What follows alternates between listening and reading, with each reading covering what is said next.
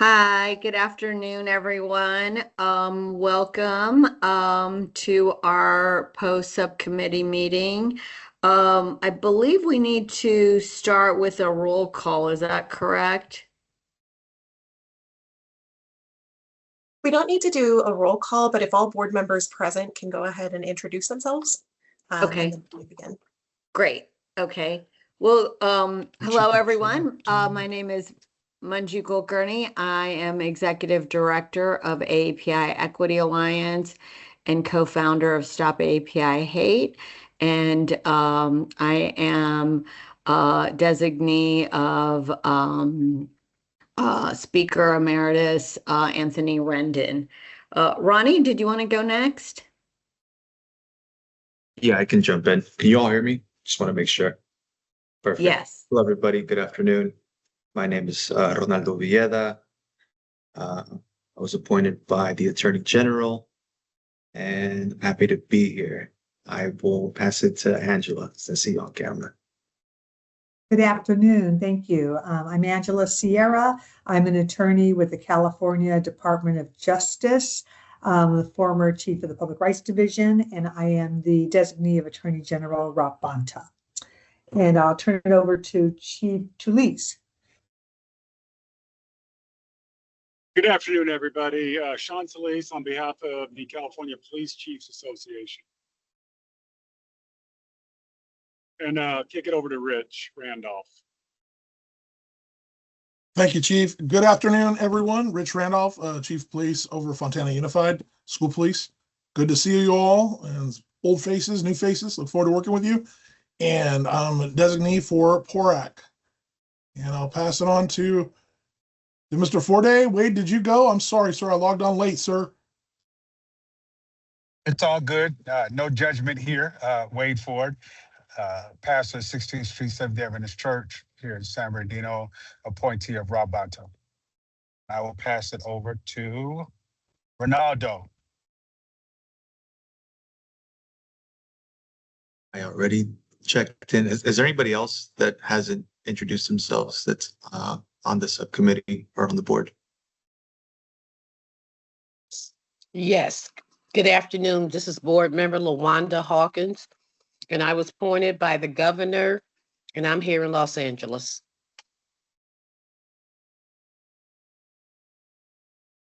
And I'm having problems trying to get my camera on. We're having some type of technical difficulties with the Wi-Fi in this area. We're up in the mountains. Well, thank you, LaWanda, for joining. Do we have anyone else? I think we have CHP Captain Alatorre. Oh, yes. Yeah, sorry about that. I was trying to unmute myself. So California Highway Patrol Captain Jose Alatorre on behalf of our Commissioner Sean Dury. Great, thank you. Okay, if nothing else, I believe we don't have anyone else to introduce themselves. We can move on to approval of the meeting minutes from the last meeting. Wanted to ask the DOJ staff, after we get a motion and a second, do we need to do a roll call for the vote on that? That's correct. So once a motion has been made and seconded, I can conduct a roll call vote. Okay, great. Do we have a motion to approve the meeting minutes? Oh, I just realized I was muted. I will move to approve the meeting minutes. Do I have a second? I will second. Great. So we have a motion to approve the minutes and a second. I'll turn it over to you, Yasmin. Thank you, Co-Chair Kulkarni.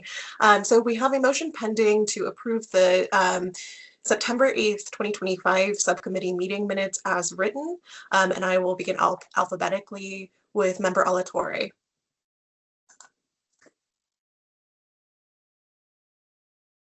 I'm sorry, I think my audio cut back out. Can you repeat that?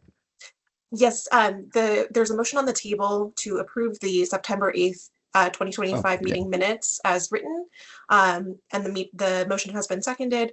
Now we're going through the roll call vote. So member Alatorre, how do you vote? Yay or approved. Member Alatorre votes aye. Member Ford.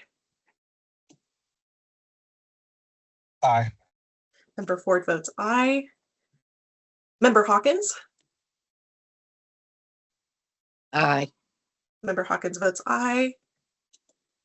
Co-Chair Kulkarni. Aye. Co-Chair Kulkarni votes aye. Member Randolph.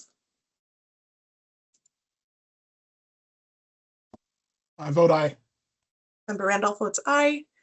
Member Sierra. Aye. Member Sierra votes aye. Member Solis. I will abstain because I was not on that meeting. Just want to make sure, because I was like, I can do this, but I can't. Member Solis abstains, and Co-Chair Vieta. Anyway, bye. I'm sorry, I wasn't able to hear that. Aye, yes, aye. Co-Chair Vieta votes aye. All right, the motion carries with 7 ayes and 1 abstention, and the meeting minutes are approved. Great, thank you. So now we can move on to updates by the Department of Justice.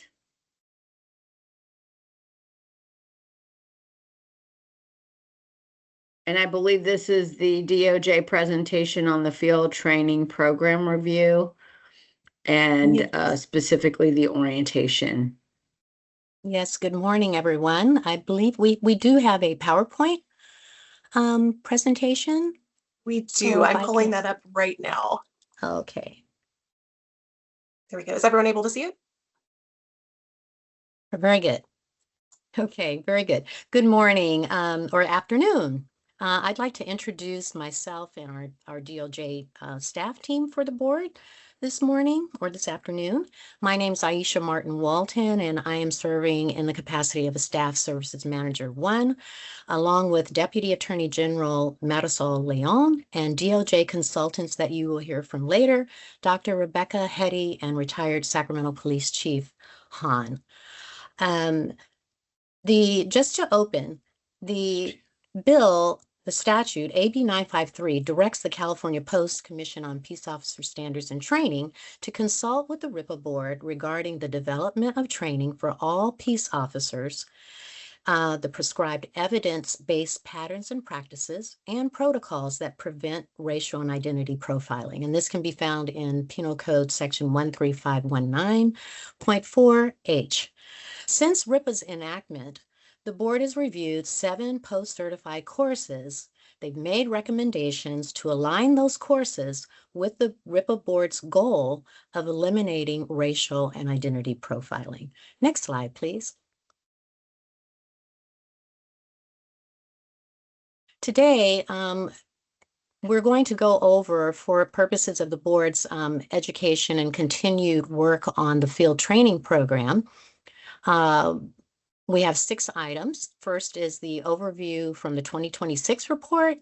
Second is the 2-year review goals and guidelines and questions, which you'll be hearing from more today. The series of materials that you will be reviewing in order to do your review for the proposed timeline that you will have available for this work. 5, an actual review orientation by our 2 consultants today who will walk you through how to use the rubric or form that they've designed that will aid you in conducting this review. And then finally, we'll close with questions and group discussion. Next slide, please. California legislators provide the RIPA board authority to review the effectiveness of training courses certified by the California Peace Officer Standards and Training Commission, or POST, in changing officers' behavior and eliminating racial identity profiling by sworn officers. Effective training is an essential component towards eliminating the pernicious practice of racial and identity profiling by law enforcement. In the 2026 report, the RIPA board began its 2-year review of Competency 6, which is entitled Community Relations / Professional Demeanor, in the post-field training program, which is one of 18 competency areas in the program. POST has represented that the most effective way For junior officer bias to be measured and tested is through the field training program. Given the link between bias and racial and identity profiling, during the first year, the board worked with two experts, Dr. Hetty and Chief Hahn, to better understand what the post-field training program entails. This year, during the second phase of the review, the board will continue working with the consultants and reviewing materials to develop explicit recommendations based on evidence-based research, interventions, and the statute. Evaluating the post-certified field training courses are critical to understanding the content and regulation of peace officer training in California. The field training program is the only identified course remaining for the board's review from its first series of review of courses at this time. Following completion of the field training program review, the board will continue its ongoing statutory responsibility by revisiting previously reviewed racial and identity-related courses and any updates and revisions by post. So field training is a continuation of the basic academy. The academy itself is 664 hours and the field training is 400 hours, with a minimum requirement of 10 weeks. Under post-regulation, field training is intended to facilitate a peace officer's transition from the academy, which is often a classroom setting, into the performance of actual general law enforcement patrol duties by the employing law enforcement agency. So newly assigned officers and deputies must receive additional training in the field on actual calls for service and learn from officers with practical experience and specialized training. The field training officer is an officer that is experienced, selected, and trained to be a field training officer. The trainee is then evaluated by the field training officer and monitored by a field training supervisor or coordinator through daily or weekly reviews. According to the post-field training guide, field training is the most effective in influencing the future direction of a department. The law enforcement field training program not only develops individual officers, but also reflects the philosophy of the department and impacts the community it serves.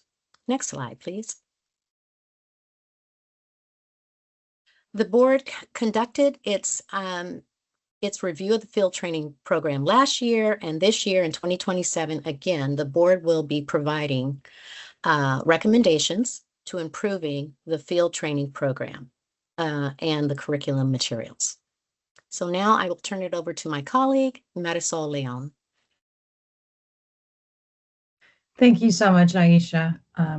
As Aisha pointed out, last year, the post subcommittee with the consultants reviewed what the FTP, what the field training program entailed. And this year, the subcommittee will review the field training program and provide some recommendations. Last year, the subcommittee identified these guiding questions that the subcommittee members will use as they engage in their review. The first question is, what values does the field training program teach? And do these values align with the goals of AB 953? The second question is, how well do the field training program materials cover potential for bias and racial and identity profiling? And as the members engage in this review, two sub-questions are, how do trainees learn about bias-reducing police tactics and community engagement? And how are trainees evaluated on eliminating bias and engaging with the community? And you'll see later on in our presentation that part of the materials that you will have to review involve the template, the daily observation report that field training officers use to evaluate the trainees. So that's why that's included in your materials. And the last guiding question is, how well do the field training materials and training align with academy training? So the basic academy training that Aisha reviewed earlier, and learning domain 3, principal policing in the community, and or learning domain 42, cultural diversity and discrimination. Next slide, please. So as I mentioned, you'll be provided with a packet of materials that the consultants have put together for your review. And this packet, we're cognizant of the fact that some of the subcommittee members have just joined the subcommittee and weren't involved in the review of prior courses that Aisha mentioned earlier. And because of that, we wanted to provide all subcommittee members with background materials that they can familiarize themselves with if they haven't been exposed to them already, so that they feel better equipped to engage in the review of Section 6. And our consultants will talk to you about what Section 6 is and what it entails at length later today. So to conduct the assessment, you will be provided with these background materials. You'll be provided with one, the text of the actual statute, Penal Code Section 135-19.4. You'll be provided with the full text of Learning Domain 3 from the Basic Academy. You'll also be provided with related training and testing specifications for Learning Domain 3, Principal Policing in the Community, and a summary of Learning Domain 3 prepared by the consultants. And that summary is meant to help you in navigating. There's a lot of background information. And the background packet, or the packet with background materials, has a table of contents, and you'll be able to hover over the different materials to better assist you in navigating the different sections. The third background material is the full text of Learning Domain 42 from the Basic Academy, along with the related training and testing specifications for Learning Domain 42, which is cultural diversity discrimination, and again, a summary of Learning Domain 42 prepared by the consultants. And you will also be provided with a note on the post-Basic Academy course instructional system prepared by the consultants. And again, this is just so that all subcommittee members engaging in this review have the same background understanding of what the Basic Academy entailed, which is what all field training trainees have already done and completed before starting the field training program. And you'll also be provided with an excerpt from last year's RIPA report on the FTP, the field training program. And while Aisha was giving you that background, there was a screenshot of the first part of that section of the report on what the field training program entails. So with this background on the Basic Academy and the background on what the field training program entails, we hope that you'll all feel better equipped to engage in this review. Next slide. So your packet will also include 3 documents that will be your close reading documents. So these are the documents that you will really need to focus on in reviewing the field training program. The first document is the field training program guide from volume 1. It's appendix 1, called Standardized Evaluation Guidelines. And you'll be provided with all standardized evaluation guidelines, not just category 6, since our consultants determined others will also apply in your review of section 6. As I mentioned earlier, you'll also be provided with the daily observation report that field training officers use to evaluate trainees on a regular basis during their field training program. And lastly, and the most important part, is the Section 6, or Community Relations Professional Demeanor section of the Field Training Program Manual, Volume 2. And this is really the meat of your review. It consists of 22 pages. So hopefully not a huge lift for you to review. And the consultants will talk about the rubric they developed that will assist you in reviewing Section 6. And that is why we call all of these materials your Section 6 packet. So the background materials on the Basic Academy and what the field training program entails, along with these 3 documents that you'll be asked to do a closer reading of, and in particular, number 3. Next slide, please. You will also use this rubric for Section 6 to rate the different aspects of Section 6 across 4 dimensions, and the consultants will talk at length about each of these 4 dimensions. The first dimension is compliance with the statute. The second is continuity of content, which is why we're providing you the background materials of the Basic Academy that are relevant to Section 6. The third dimension is inclusion of core values, and the fourth is outcome-based training. Next slide, please.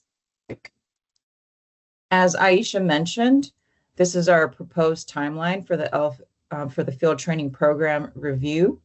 So today is our first subcommittee meeting, and you will receive your field training program orientation. This orientation is incredibly important in setting the tone and expectations of all post-subcommittee members who will engage in this field training program review. From March 12th, so later today, you will be receiving the packet to May 15th, so 2 months. You will engage in an independent field training program review. So the expectation is that each member of the post-subcommittee committee will review the 22-page Section 6 using the rubric and fill out the rubric as the consultants will explain later today, and provide us with that written feedback within your copy of the rubric by May 15th. On April 23rd, RIPA will have its first full board meeting. And again, May 15th, after that full board meeting, we're expecting some written feedback from you all. And between May 15th and early June, we will start drafting the chapter for next year's 2027 RIPA report. And in mid-June, we're expecting to have our second subcommittee meeting with POST. We would like to invite POST to come and speak to you all once you've already reviewed the field training program, so that you can engage in a dialogue with POST about some of your reflections. Maybe you'll have questions to pose to POST. And in mid to late July, RIPA will have its second full board meeting. And in late July through August, we'll finalize the draft using the discussion that we plan to have with POST and their thoughts, so that we can incorporate those in there as well. Next slide, please. In early September, the subcommittee will review the FTP draft and have a discussion about the final draft and any tweaks or additions that they might want us to incorporate. In September, we also hope that we will have subcommittee members' feedback on the AB 953 guidelines, and our co-chairs will talk to you about that later today. In mid-October, we'll have the third RIPA board meeting, the full RIPA board meeting. And in September through October, we'll have our final draft ready and focus on site checking. And the last RIPA board meeting of the year is slated to take place in late November, early December of this year. And the 2027 report will be published next year on January 29th, 2027. So this is our proposed timeline. Obviously, there might be some tweaks and changes, but we are hoping to stick to these dates as much as possible, particularly getting all of your feedback by May 15th. Next slide, please. And now I will turn it over to our consultants who will start the field training program course review orientation, Dr. Heedy and Chief Han. Good afternoon, everyone. It's a pleasure to be with you. You may remember us. We were able to present to you back in September. And at that time, we gave a high-level overview, and today we're going to really dive deep. So I'm Rebecca Heedy. I'm a Stanford-trained behavioral scientist. I spent more than a decade working directly with law enforcement agencies in California on various research and training initiatives that were all designed to improve police-community relations, reduce racial disparities, and help make policing practices and policies more equitable and more respectful. And I'm passionate about law enforcement training and really excited to be here with you today. Chief Hahn? Yes, can everybody hear me? Yes. Okay, perfect. So as Rebecca said, I'm Daniel Hahn. I was police chief for the last 11 of my 34 years in law enforcement. Last department was, well, my main primary department was Sacramento Police Department, which I was retired as police chief at the end of 2021. I also am an adjunct professor at Sac State. I've also created a course that I teach nationwide in implicit bias and history. And then I also teach race and policing for the California Police Chiefs Association Leadership Program. And lastly, I'm just honored to be part of this project because I think training is a huge part of what law enforcement does every day, their mission, their objectives, but also the culture of law enforcement is part of what has professionalized law enforcement in California over the years. So happy to be here. Chief Hahn and I are serving as the subject matter experts for California DOJ to assist the RIPA board in conducting a course review of the Field Training Program, or FTP. Next slide, please. Our agenda for the day will include a quick overview of POST Field Training Program. Chief Hahn will share some of the written materials that will be provided to you as you complete your course review. I will introduce the rubric that we created to make the course review more systematic. Then we will have a chance to practice using the rubric together and look over some of the training materials together. And this will give you a flavor for what it feels like to use it. And then lastly, we'll have time to answer questions and have a discussion together. Next slide. Chief Hahn? Go ahead. Okay, all right. So we wanted to go over some of the materials that you're going to be provided. Both Aisha and Marisol talked a little bit about this. Your packet will be very large. I think it's almost 400 pages long, but don't be scared of that. We will go, there's much smaller portions of that packet that you will need to utilize to do the review. That Aisha went over, or I think Marisol went over a lot of the material you will be needed. But as you go through this, keep in mind, in law enforcement, the many departments add additional training above and beyond what is required by POST and what's prescribed by POST. But also the field training officer is a huge part of the field training program. And so every field training officer brings their own experiences and training to their job as a field training officer. And obviously you and we can't evaluate that because every field training officer is different. So as you go through this, maybe the best way to look at this is what you're evaluating is the floor or the consistent part throughout the state that every trainee will get, knowing that trainees will get more than that, depending on who their training officer is. But what you're evaluating is what you definitely want every single trainee, officer trainee to get throughout the state of California. So, and first we have Volume 1, the overview and appendices. This is really pertains to what you will see later in this as the Daily Observation Report, or the DOR, is broken into 4 sections. We will primarily focus on the second section that you can see on the screen there. That's the evaluation, documentation, and remedial training. You will also get Volume 2, which is distinct from Volume 1 in the sense that there are more sections, but this is a form that you also see later in the training that is required to be filled out one time throughout a trainee's field training program. It can be filled out more than once, but it needs to be, each rating category has to be filled out at least once throughout the training, as opposed to the first section, Volume 1, where the Daily Observation Report is exactly what it sounds like. It's filled out daily. So you can go to the next slide. So a little bit more on the field training volume 1. Appendix 1 contains all the standard evaluation guidelines, or they're often referred to as SEGs. These are the metrics the field training officers utilize when evaluating the trainees during the field training program. We will focus primarily on category 6, which is relationship with citizens and community, and we will cover this in more detail later on. Field Training Guide, Volume 1, Appendix 2, the number 2 section on your screen there, is the actual form, the Daily Observation Report form.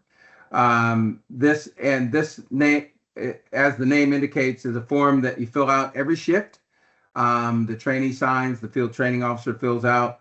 We will show you this later, and you will do a little bit of a brief exercise with that. And the third bullet on your screen is the Field Training Manual, Volume 2, Section 6. This was mentioned earlier. This is the Community Relations and Professional Demeanor category. This is another evaluation form that is completed by the field training officer and the trainee during the field training program. And again, unlike Volume 1, the Daily Observation Report, each one of these categories only needs to be filled out by a training officer and a trainee one time throughout their entire training. It can be filled out more than once, but it's required to be, each section has to be completed at least once. You can go to the next slide. So this is the Daily Observation Report. It's a little small here, so we will get into a little bit larger sections. There's 32 categories. The last one, as you'll see in a minute, is blank, so a department can fill in an additional category that they feel is important in the training program, and it's down at the bottom. So you can go to the next slide. So here's a more close-up version of the first parts. So Appendix 1, excuse me. So you'll see several of these categories that you might be using in the exercise that we use later. Attitude towards police work, integrity and ethics. Number 4, leadership. And then number 6 is probably the one we'll spend the most time on, and that is relationships with citizens and community. So you can go to the next slide.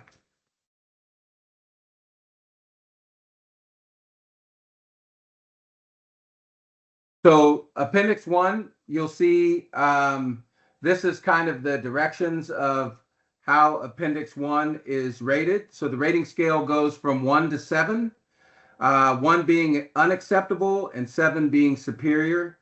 If a training officer gives a trainee a 1 or a 7, the extremes on both ends, then they have to fill out a narrative on why they are giving these one or the other extremes.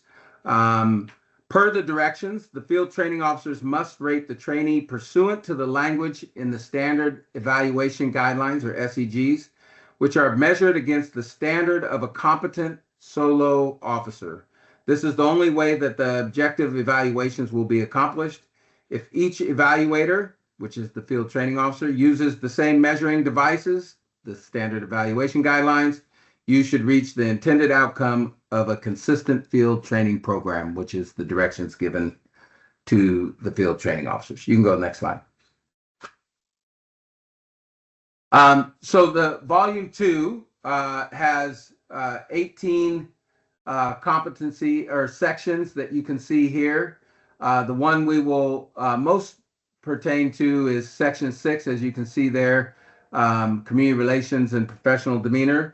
But it has several others, such as search and seizure, report writing. So we just wanted you to see all the sections as a whole. So you can go to the next slide. Turn it back over to Rebecca. Thank you. Can you go back to the rubric, the previous slide? Okay, great.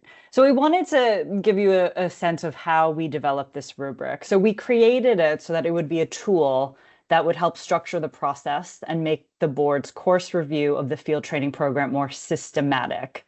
The rubric will guide you as you review and make ratings of the various written materials, such as the Daily Observation Report and Section 6, which Chief Hunt introduced and which we're going to go through together in more detail.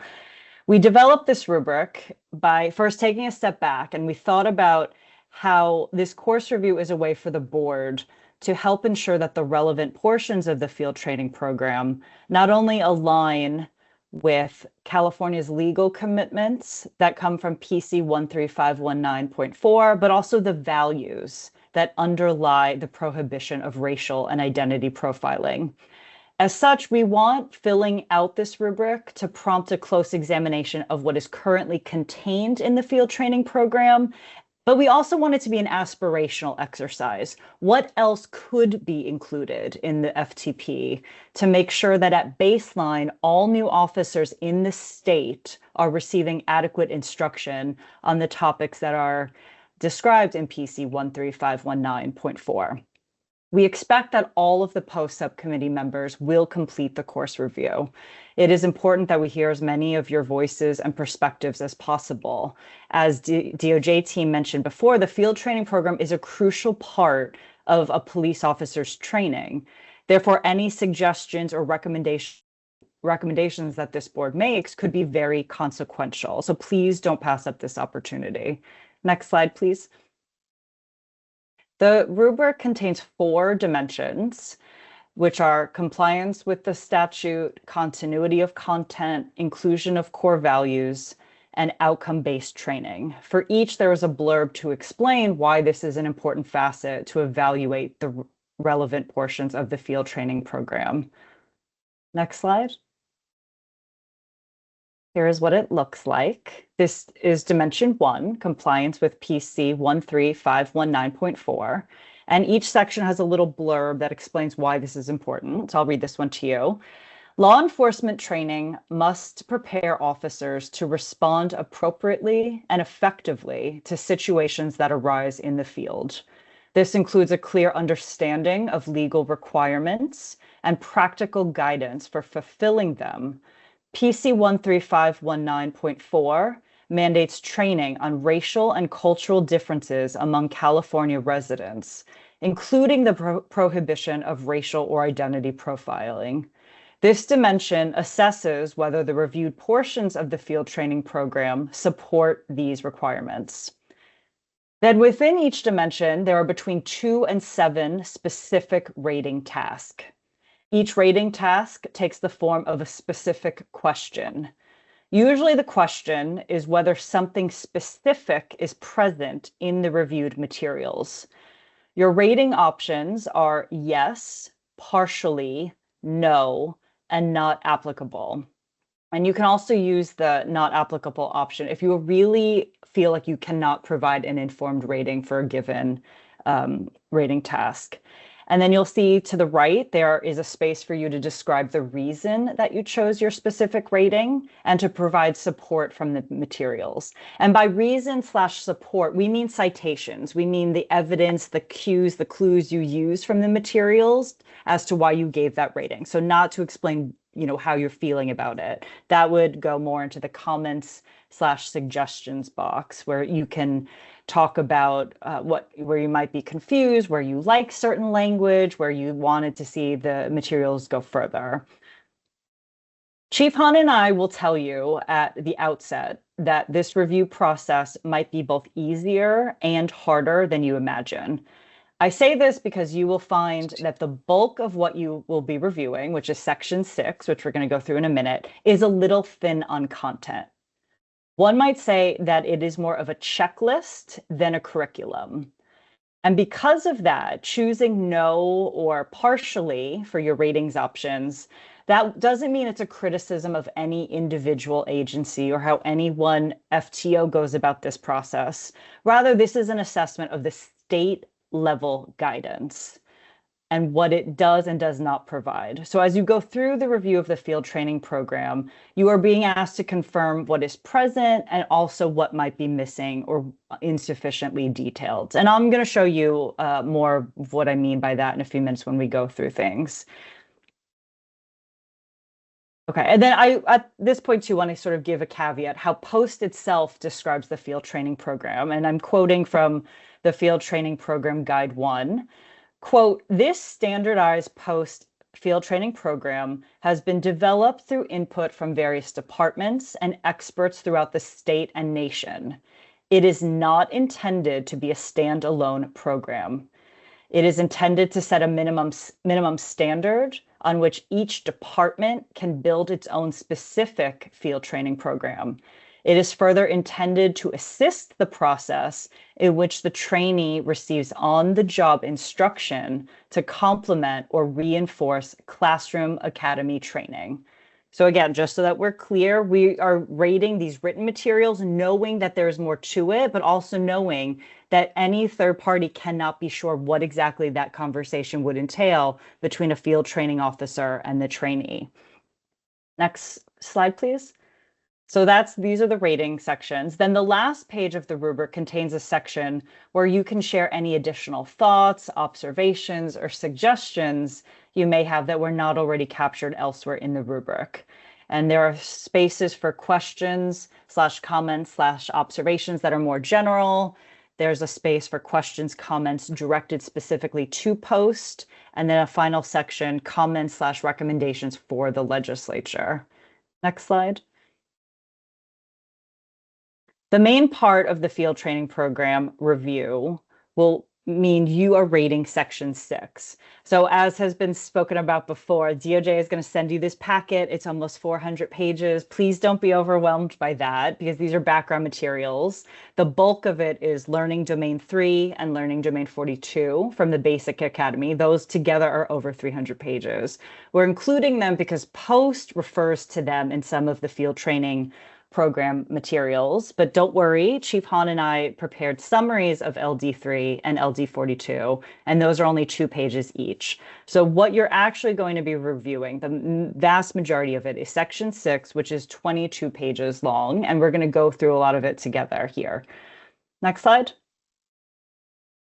Here it is, Field Training Program Manual, Volume 2, Section 6. It's a 22-page Microsoft Word document that guides instruction on the topic of community relations and professional demeanor.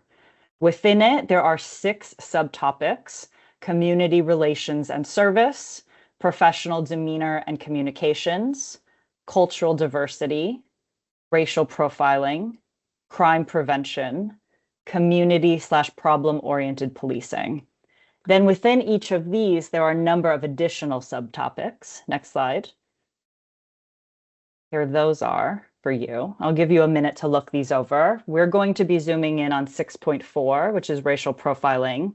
Then later, we're also going to look at professional demeanor and communication, 6.2, and we're going to look at 6.3.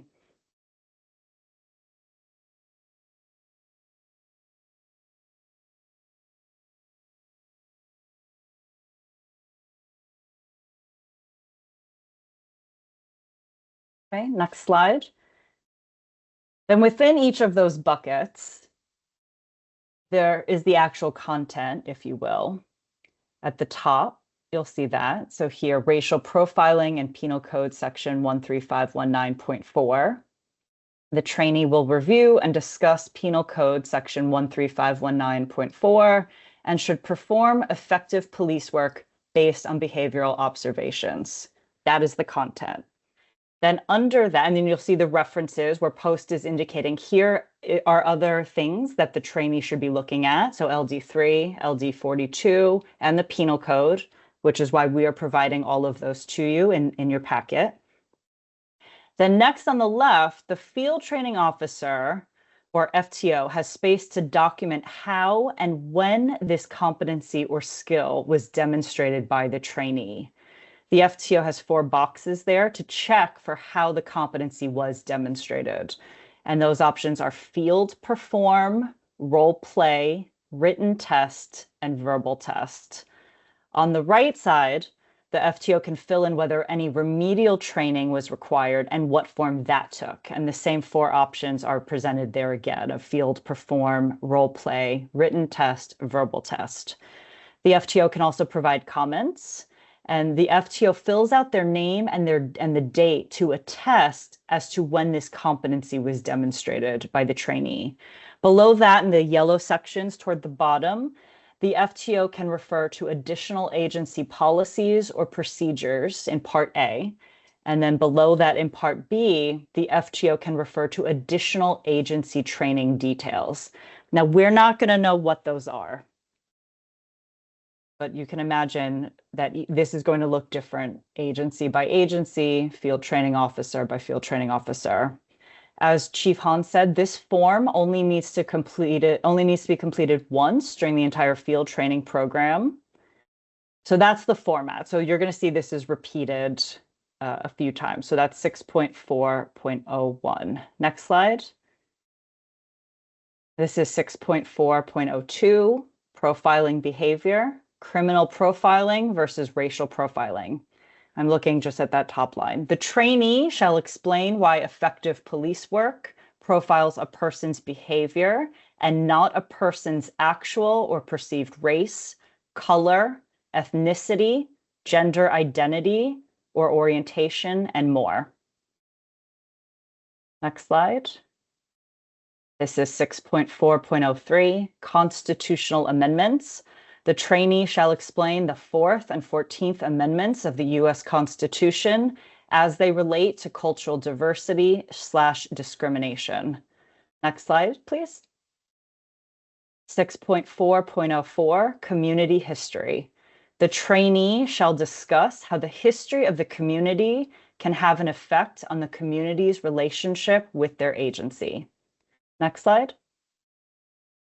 And lastly, 6.4.05, agency policy. The trainee shall review and summarize the agency's policy regarding racial profiling. Next slide. I've written it up. Here it is on one slide. This is the extent of the post material on racial profiling in the field training program. Now, as I said, we don't know what actually goes on in response to these prompts. You saw that the field training officer is selecting how that competency was demonstrated. They have those different options. We don't know what those tests look like. We don't know what role perform means.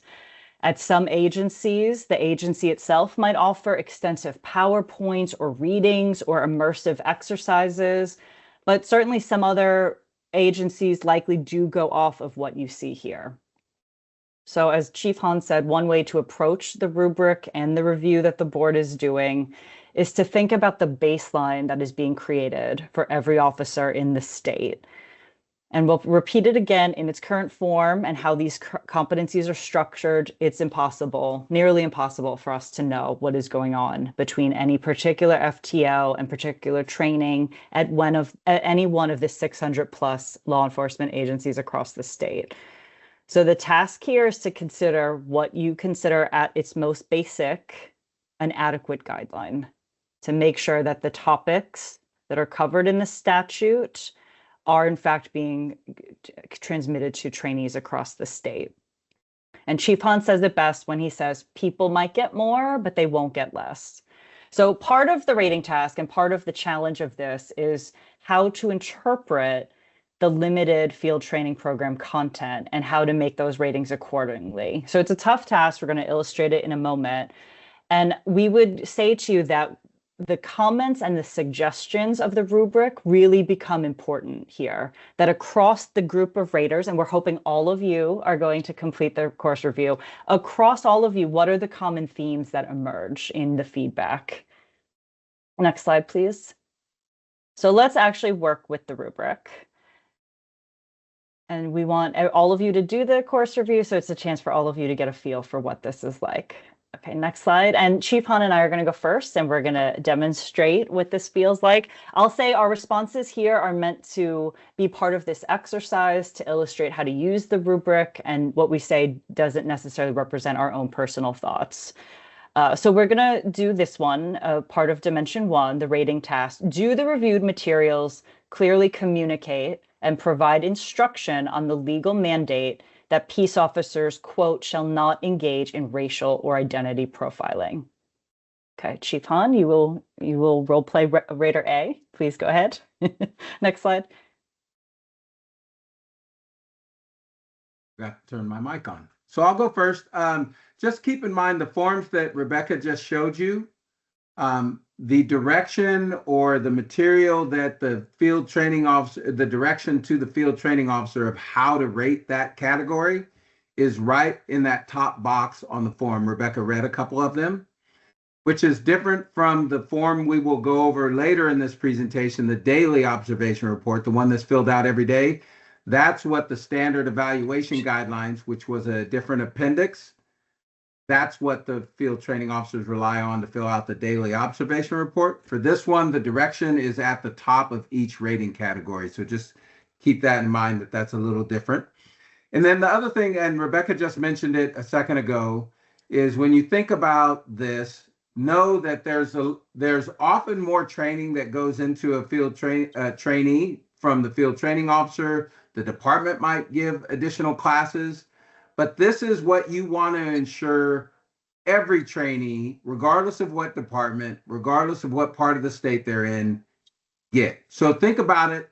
Maybe an easier way to think about it is every trainee in a field training program, regardless if they're from Southern California, Northern California, Central California, learns how to do DUI enforcement, right? They suspect somebody of drunk driving, they pull them over. What tests do they give them? What results show them that this person is under the influence, and then what do they do after that, right? Take them to jail, all those sort of things. But their training officer might have been a DUI officer in his previous assignment, right? They understand how to test for narcotics as opposed to alcohol. They understand how to do all sorts of extra things. So if you had that training officer, they're probably teaching you additional things that if you didn't have that training officer, you wouldn't get. But every training officer should know the basics of DUI enforcement. So kind of think of it in that way, that some of these trainees, every training officer has their own experience, so that, you might have a training officer that is an instructor in implicit bias or racial profiling for the department. So you're going to get a little bit more than the standard training, than the standard that POST prescribes. And then lastly, before we jump into this, and Rebecca mentioned this too, we hope that all of you will participate in this evaluation, because every person has their own experiences and their own experiences and how they see things. And that will be important to get all those perspectives as we do this. And you will see that between Rebecca's evaluation of this and my evaluation of this, right? There's no wrong evaluation. Everybody comes with their own perspective. So if I was filling out this form, if you saw the boxes that Rebecca showed you, I would put this as, the question is, do the reviewed materials clearly communicate and provide instruction on the legal mandate that peace officers shall not engage in racial and identity profiling? So I would check the yes box. Yes, it does all that. And under the reason and support for rating box that you saw in there, I would have wrote under 6.4.01, again in volume 2, it states, racial profiling in Penal Code section 13519.4, the direction provided for this rating is the trainee will review and discuss Penal Code section and should perform effective police work based on behavioral observation. So because of that, I would have checked yes. I would have also wrote the direction provided in 6.4.02. The trainee shall explain why effective police work profiles a person's behavior, not a person's actual or perceived race, color, ethnicity, gender identity, or orientation, and more. And then I would have also wrote under 6.405, the direction that is written at the top of the form is the trainee shall review and summarize the agency's policy regarding racial profiling, and every agency in California is required to have a policy that says you will not racial profile. So for those reasons, those would be the support that I wrote for my rating. With that being said, there's also a section that says comments and suggestions. I would also write the description in those sections all refer to racial profiling. The descriptions could be more accurate to match the penal code by saying racial or identity profiling, where they leave out the identity part. I'd also write in category 6.04 or 6.401, The form could provide more explicit direction to the FTO and the trainee, such as quotes from the penal code. Officers shall not engage in racial identity profiling. So it's very, very clear in that top box. And additional language from the penal code section, such as racial or identity profiling alienates people from law enforcement, hinders community policing effort, and causes law enforcement to lose credibility and trust among people whom law enforcement is sworn to protect.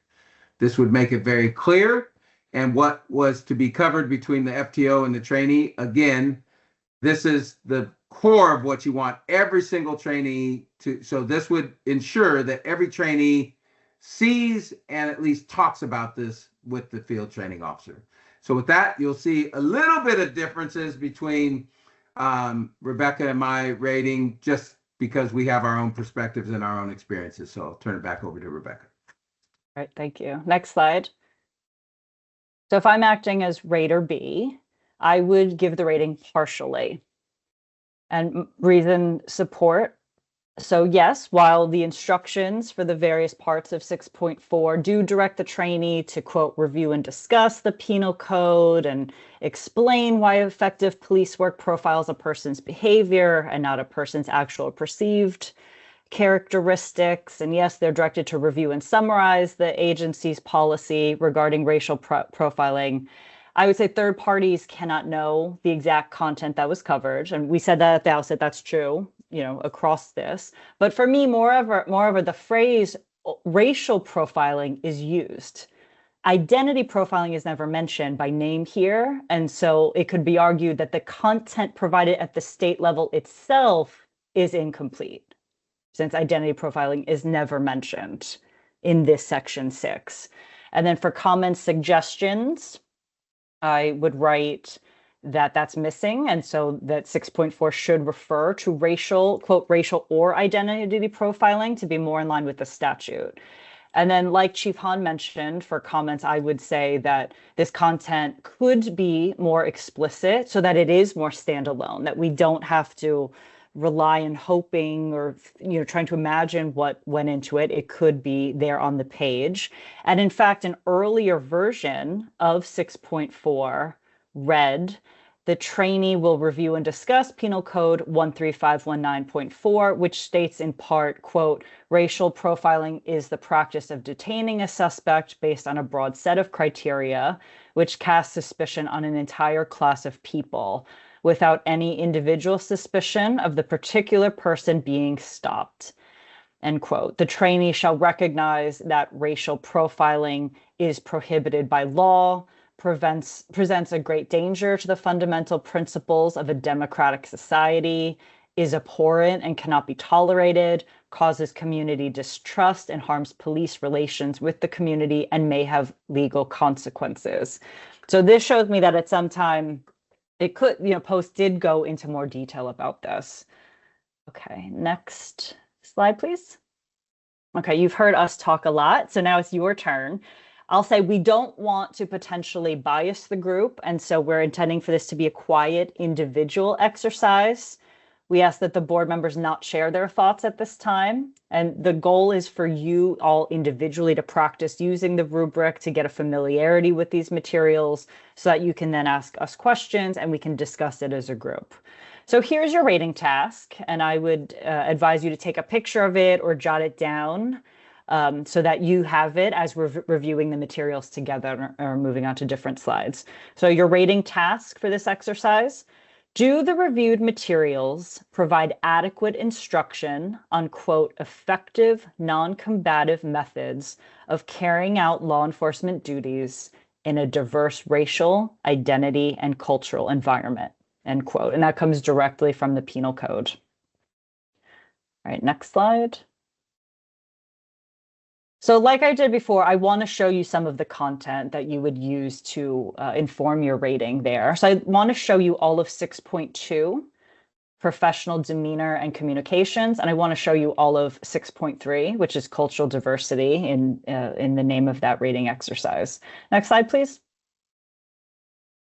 Here is 6.2, and it's across this slide and the next slide, so I'll read it to you. 6.2.01, public trust. The trainee shall explain the expectation that the authority and power entrusted to a peace officer will not be abused. Next, 6.2.02, inappropriate verbal language / communication. The trainee shall identify verbal factors which could contribute to a negative response from the public, including A, profanity, B, derogatory remarks, C, offensive terms regarding gender, race, ethnicity, sexual orientation, nationality, religion, and/or socioeconomic status. Next, 6.2.03, inappropriate nonverbal language / communication. The trainee shall identify nonverbal factors which could contribute to a negative response from the public, including A, disrespectful or imposing gestures, B, improper use of body language, positioning, and facial expressions, C, improper cultural response, D, disrespectful attitude. Next slide, please. 6.2.04, explaining actions to citizens. The trainee shall discuss why it may be beneficial to explain the reasons for law enforcement presence to inquiring citizens when feasible. And lastly, 6.2.05, forms of communication. The trainee shall demonstrate the ability to communicate with any segment of the public in a professional manner to enhance police service and community attitudes toward the police. This may be demonstrated through A, community contacts, B, business contacts, C, community involvement, D, positive role modeling, E, mentoring, and F, phone conversation. Next slide, please. Here is 6.3, cultural diversity. This has two subsections. 6.3.01, community cultures. The trainee shall explain how the culture of the community can affect the community's relationship with their agency. Next, 6.3.02, cultural motivations and biases. The trainee shall identify cultural motivations and biases that may affect professional ethics. All right, next slide. So let's come back to the rubric. Now that you have seen the field training materials that are most relevant to this rating task, what rating would you give to the question of whether the materials provide adequate instruction on effective non-combative methods of carrying out law enforcement duties in a diverse racial, identity, and cultural environment? And we could take 5 minutes to individually work on this. And please let us know if you want us to flip back through any of what we've shown you so you can review it again.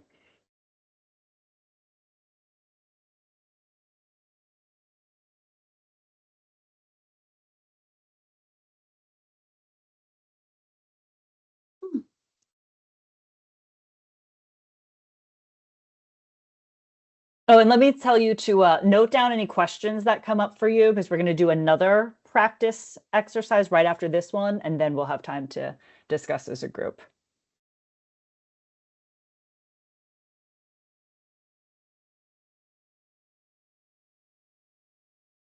Could you go back a slide or two so we can see some of the content? Thank you.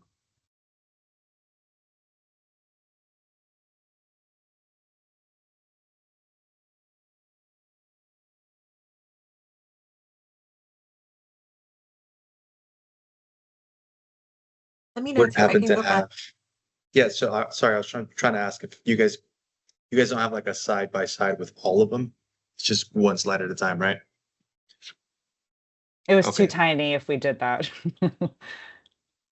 Should we like keep scrolling back and forth so you can see them? Okay. Whoever's controlling the slides, if you want to like move them. Or if you want to take screenshots of them, maybe, and then you can look at them side by side. Yeah, that was thank you. And also, Just let me we've know. looked at most of this 6.4 together, in most of section 6. So back to that, it could be overwhelming to get this big packet, but we've already taken care of a lot of it. Sorry, I interrupted you, Yazzie. Oh, not at all. I just wanted to say, if board members can let me know when they want me to scroll to the next slide, I'm happy to do so.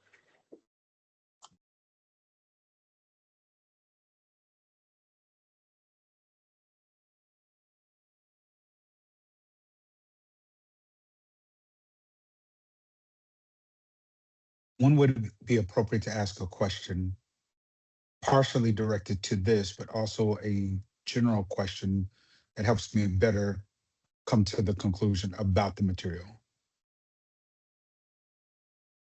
Can do you feel like you are not able to do the exercise at this moment because of this question, or?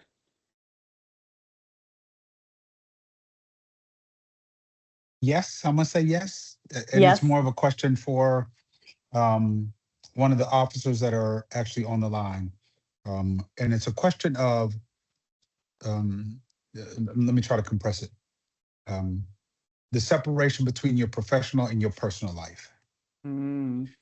So as a pastor, ain't no separation. If I'm at the liquor store buying some liquor on my personal time, you're the pastor. If I'm playing basketball, you're the pastor. If I'm at church doing my duty, I'm a pastor, right?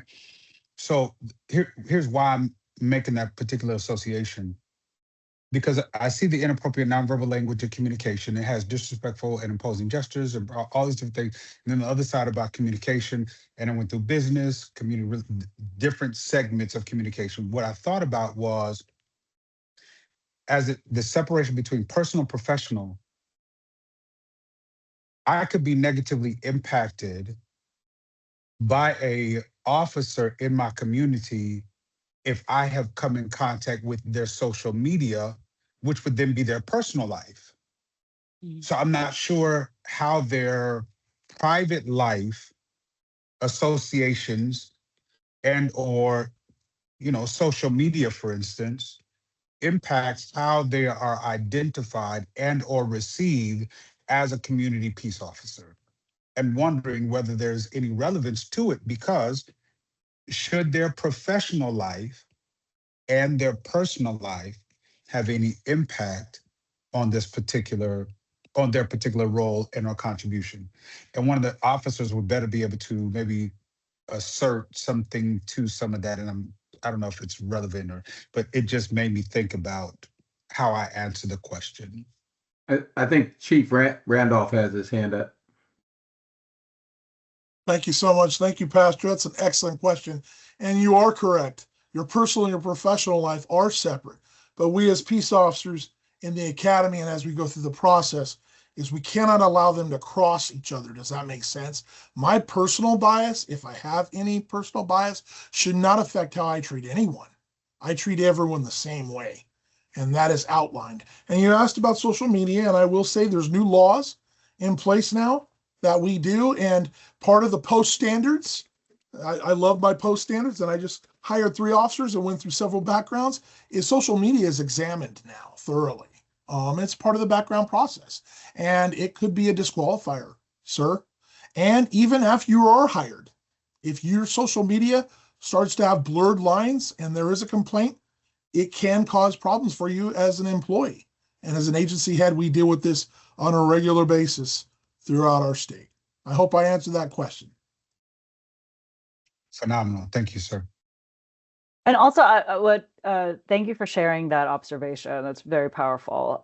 What that raised for me, for our law enforcement friends here, I believe that many agencies do have in department general orders something about peace officers are meant to behave in an exemplary fashion at all times, that they are members of the community, that they do hold such a great influence. Is that right, Chief Hahn? Yeah, I can tell you that, depending on what that behavior or that language is that the person utilizes in their private life, they very well could get fired as a tenured officer. But in the context that we're talking today during the field training program, they're probationary employees. So their ability to be terminated because of something they do off duty in relation to these sort of things, it's much easier, and most departments would get rid of them if they said something very inappropriate, especially when they're in training because they're on probation. Sometimes it's a little harder when they're tenured, but still, I've seen officers get fired for their behavior off duty, their language, if it's racist or something like that. I saw a comment in the chat. Is that all of them? We looked at all of 6.4, all of 6.3, all of 6.2. Make sure I saw all the slides. I'll grab the screenshots of them. Okay. Do you have them all, or do you need us to go back? Is this the last slide? This is 6.3. There's the 2 of 6.2. Yeah, I got those. Okay. So that's it.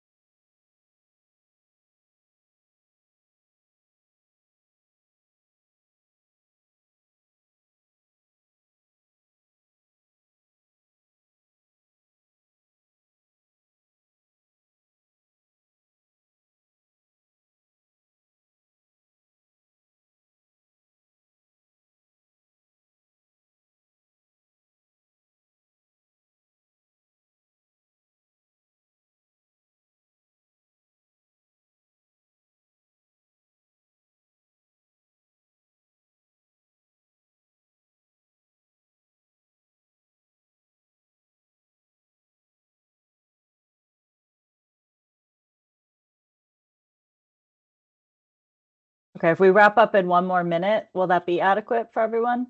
Or does someone want more time? Thumbs up for that will work? Thumbs down? Thumbs up. Okay.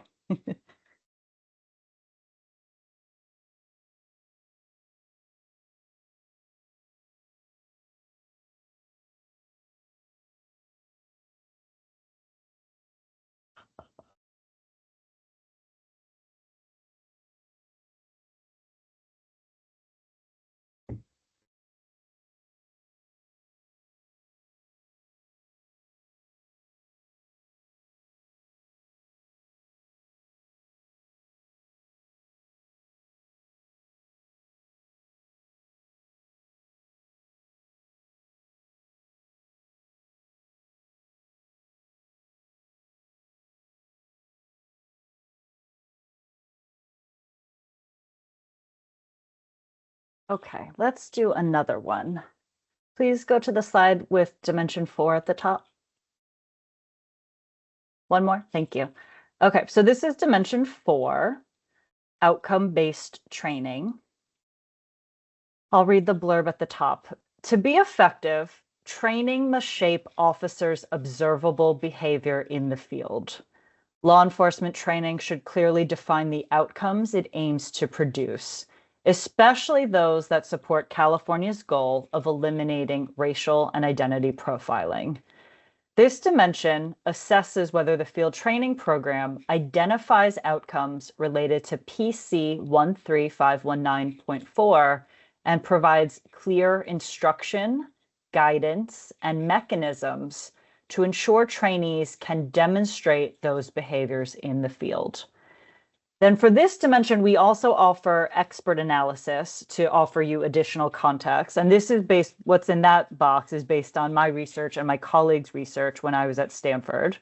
And I'll read that to you. Research shows that concepts like respect can be translated into concrete behaviors that officers can be trained to demonstrate during police community interactions, e.g. Voigt et al. 2017 and Camp et al. 2024.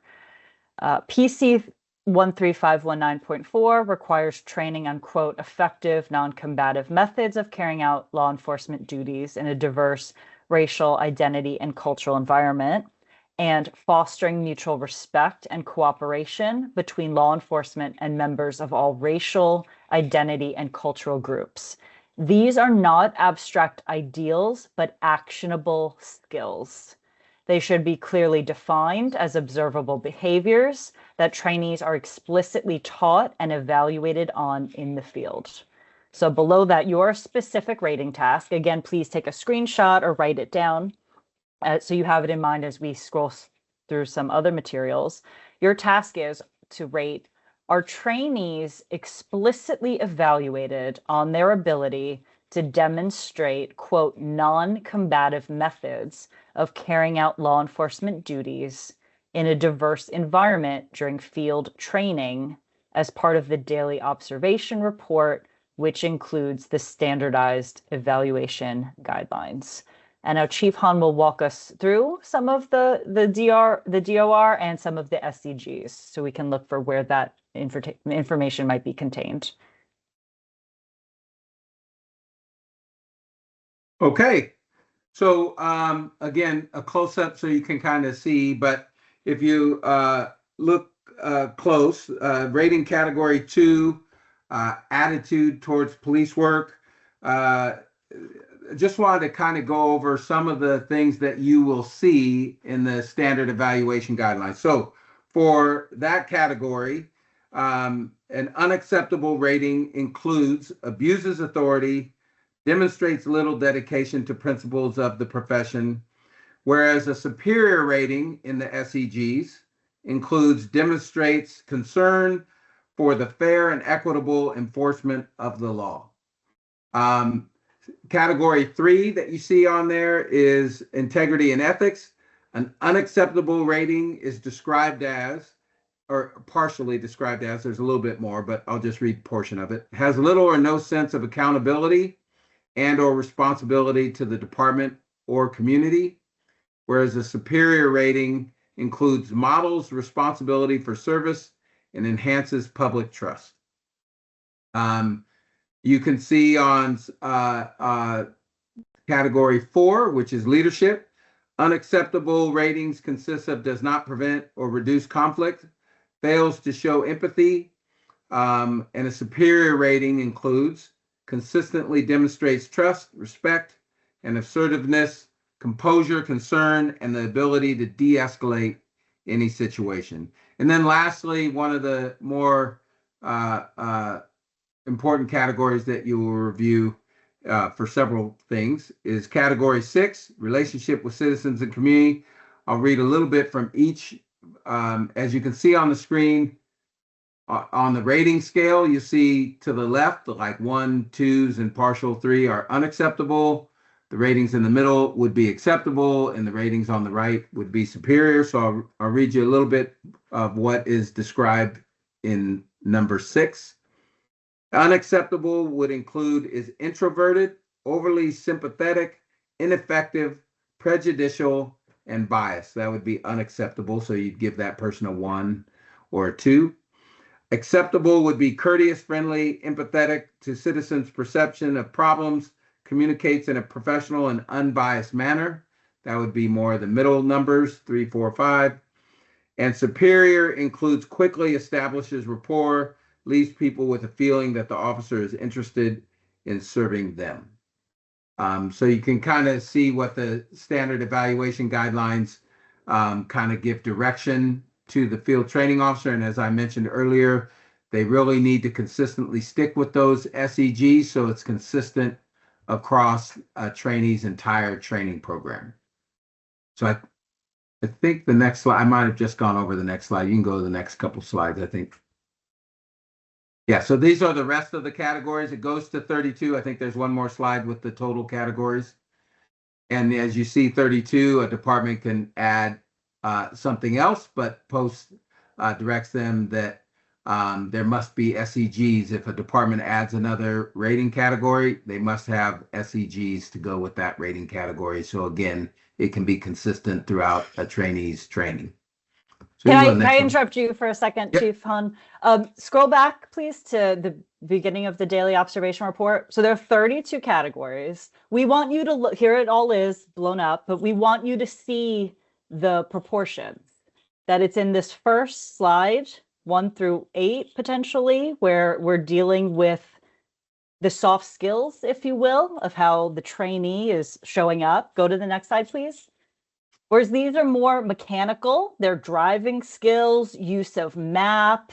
There are 2 on report writing, how they show up in the field, investigative skills, 2 about officer safety, 2 about the radio and how they're able to listen and comprehend. Next slide, please. Then these are more performance, so the policies and procedure, knowledge of criminal statutes and procedures. So we just want you to see and think about that. Of the 32, how many have to do with the way they're interacting with the public in this more demeanor sort of way. And then we also have the full SEGs, Chief Han, if you want to continue. So, and also for the board to see them. Yeah, so these are the ones I just went over. So those are all in Appendix 1. So again, your packet will be rather large, but really the ones you need to focus on is this. And SEGs are fairly long, but you only need to focus on a few of the SEGs, not the whole packet for all the things like what Rebecca just mentioned, report writing and things like that. So you can go to the next slide. These are the SEGs that I just went over for each, for 2, 3, 4, and 6. And this is what it looks like. It'll look like this in your packet. This is like a screenshot of the pages of the standard evaluation guidelines. You can go to the next one. And one more. So that's what you'll be looking at. So there's a little bit more in each one of those than what I read, but just to give you an example of what each one talks about. And every one of these categories will not be observed every day by a field training officer and a trainee. So some might just be not applicable for that day because it wasn't observed, or the training officer could give a scenario that covers that area to be able to fill out that category that night. You can go to the next slide. All right, so like we did before, we could take 3 to 5 minutes to practice completing the rubric. And like you did before, if you want us to scroll back through those SEGs, look more closely at the daily observation report, if you want to take screenshots, we can do that. Just let us know, please.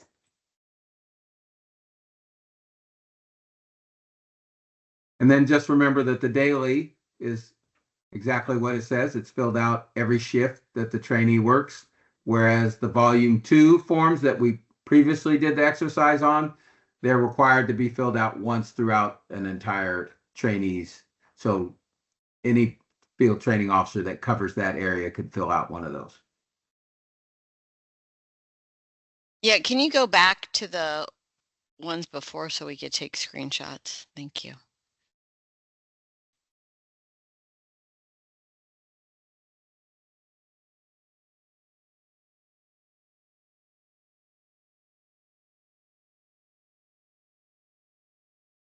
Are folks ready for the next slide? Yes.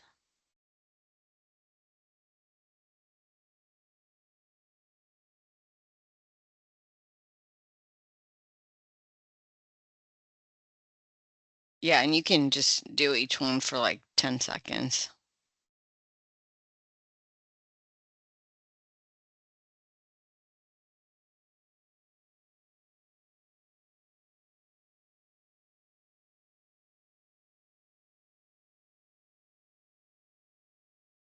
And if board members need me to go back, please let me know.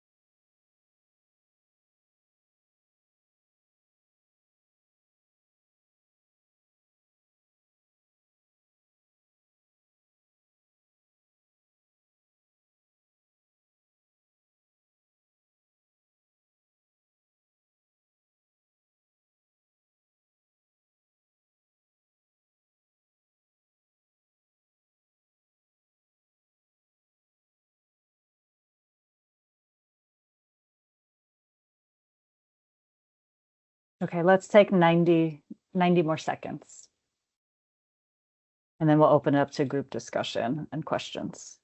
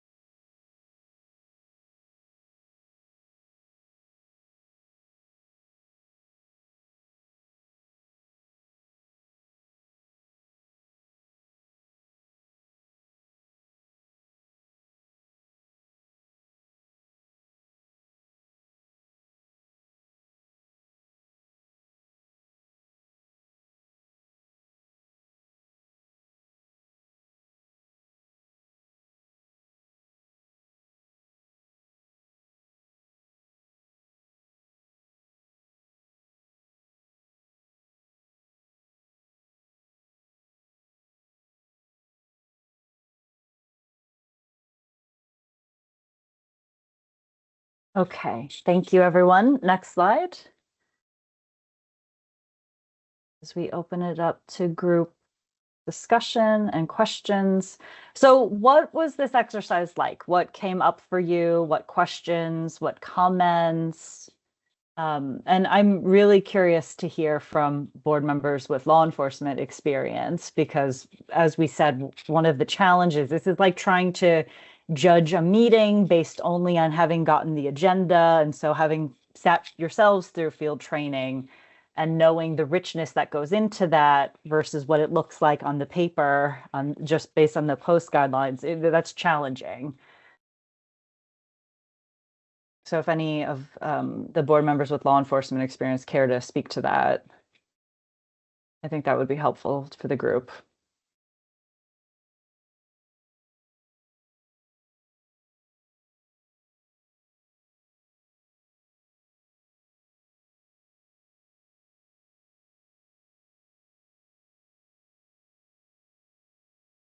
Okay, or we can just, I don't know if, Yazzie, you want to facilitate.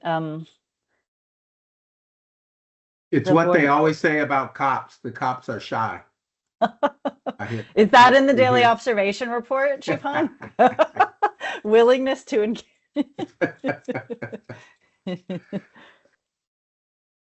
I have some questions or comments. With the initial piece regarding 6.202 through the different pieces of that. There's some questions that are really open-ended and unclear. And for example, what is even meant by culture? What is one referring to? It says like, the culture of the community. I mean, there are multiple cultures, and depending on what you mean, even in a community, are you talking about, like, for example, in the city of Long Beach, there would be significant populations of Cambodians and African Americans. So, like, it just seemed like it was rather broad. Also, I don't know if, of course, it's impossible to define every term, but, what constitutes disrespect? Right? Is that something that's been defined in the materials? Right? That could be, to different based on the individual. So I just felt like there was a little bit of generalization that was happening and wasn't clear.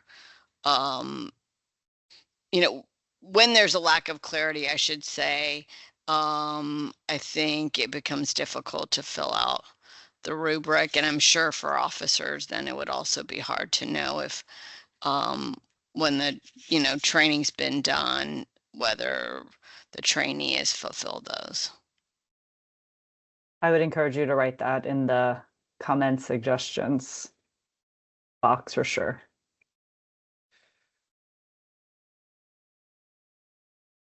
You can also just jump in a little bit. Just like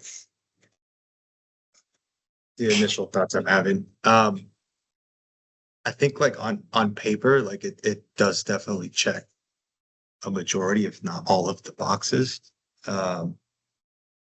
Yeah, you know, it aligns with the idea, right, of 13519.4.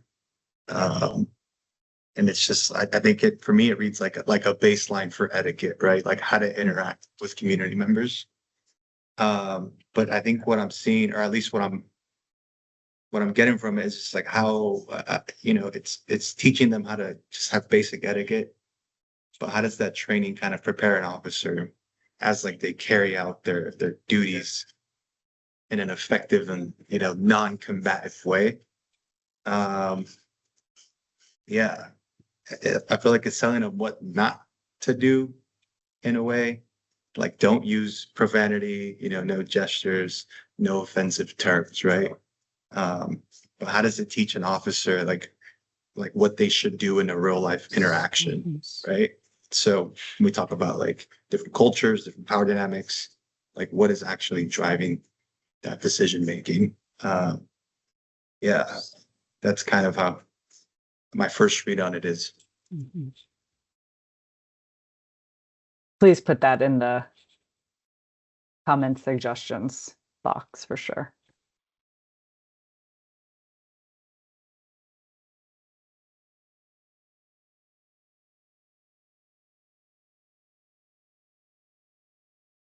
I guess one of the questions that kind of impacted my processing, another question that impacted my processing, was the question that asked about being able to explain the history of the community.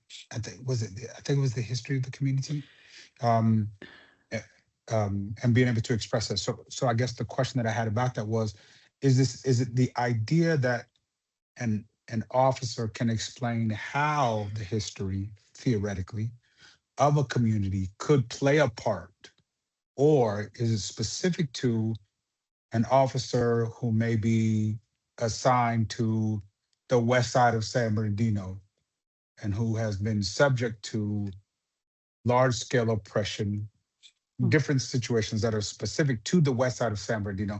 Is it specific enough to say, how does this particular area's history impact how you would serve its community? I don't remember what the question exactly was. I didn't take the screenshot, but is it a theoretical answer or is it a specific location-based answer?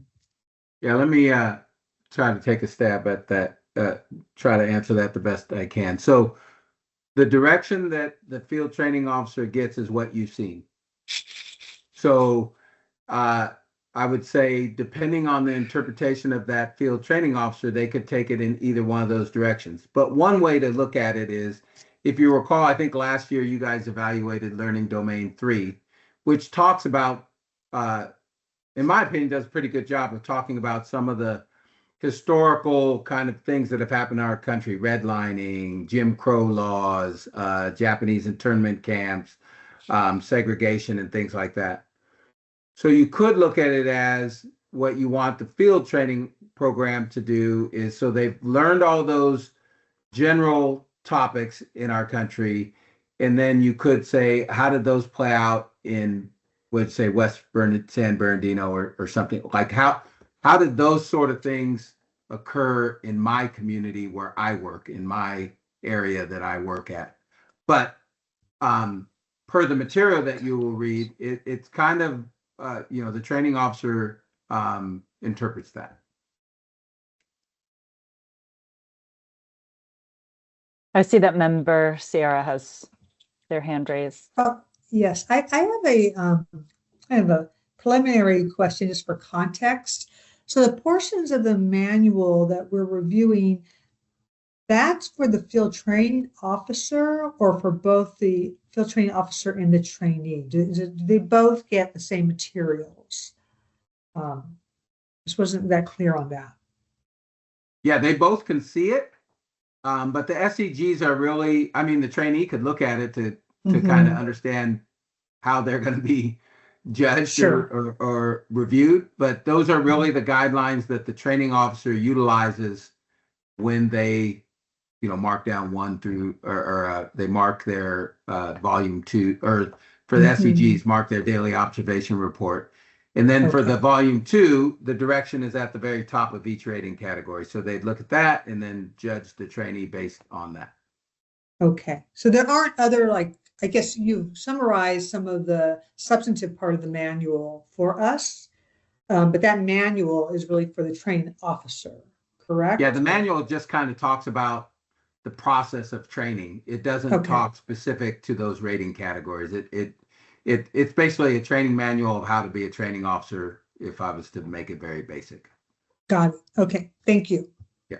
But we don't know if the individual agencies are giving out workbooks, PowerPoints, exercises for the trainee directly.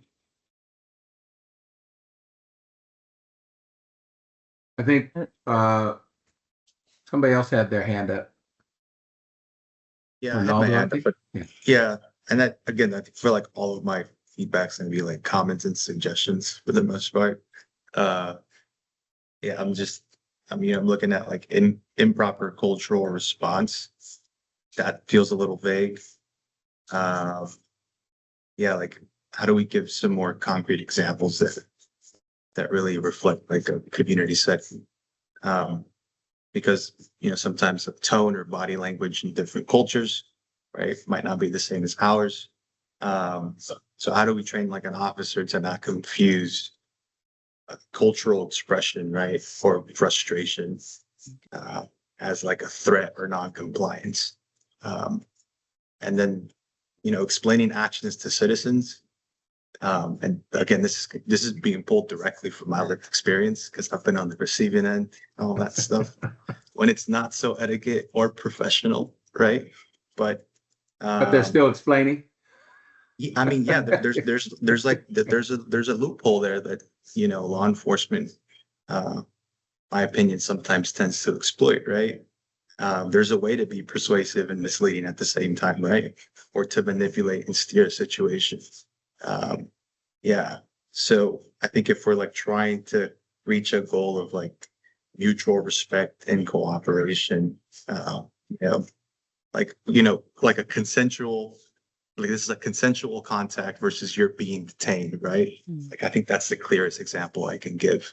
But yeah, I feel like sometimes those lines get blurred. I can hear the wheels turning and would encourage you to write that down. And it sounds like you're heeding the call to have this also be an aspirational exercise. What could training look like? What might we want to be able to say about some of these particular topics? Member Tuis? Yeah, Andy, member, although it almost sounds like he wants to train police officers on how to interpret or stereotype different social groups, because I'm misunderstanding what he's saying, that I'm supposed to read their body language and then make an assumption based on their cultural background. That means, is that what we want the officers to do now? Am I supposed to answer that, or is that a rhetorical question? Well, I mean, just it might be a counterpoint, because I thought the point of RIPA was to remove biases and not to do things, not to profile. And yet you're asking, sounds like to me, you're asking police officers to start profiling body language based on their cultural background to not misinterpret a threat or a concern. And so I may need help with that one. Yeah. No, that wasn't my intent and what I was trying to say. I mean, I guess for the purposes of engaging in discussion, right? I'll like real quickly maybe re-explain what I just said. No, I just meant that in different communities, there's different cultural norms. So for instance, I know a predominant one within Asian communities is that sometimes they avoid eye contact, right? So when it comes to a law enforcement officer or a trainee encountering someone from that community, how are we training them to not perceive that as non-compliance or as, non-compliance, or in other instances, I know that sometimes when I've encountered law enforcement, I get frustrated, right? And when I exhibit frustration, how do we train them to not see that as a threat to them, right? I don't think I'm not here to undermine the point of RIPA, and I'm a little confused on how that point and topic of conversation led you to that conclusion, but I hope that kind of clarified what I was attempting to convey here. Well, I suppose if we were to agree about the Asian community and the eye contact, not many police officers perceive that as a threat. But then we would need somebody to identify every single cultural movement specific to that group, and then get that through post, and then train every police officer in California what that group may do. So that seems quite impossible, but an off point. Yeah, no, I think you're taking it a little bit too far, to be quite honest with you. It's just for the point of the discussion, since we're discussing what we just reviewed. Okay. Yeah, and also the assumption being, right, that if the law enforcement officer is serving in that community, potentially that the FTO might be from that community, or they might also be from that community. So I would assume that they would understand some of those cultural norms or differences.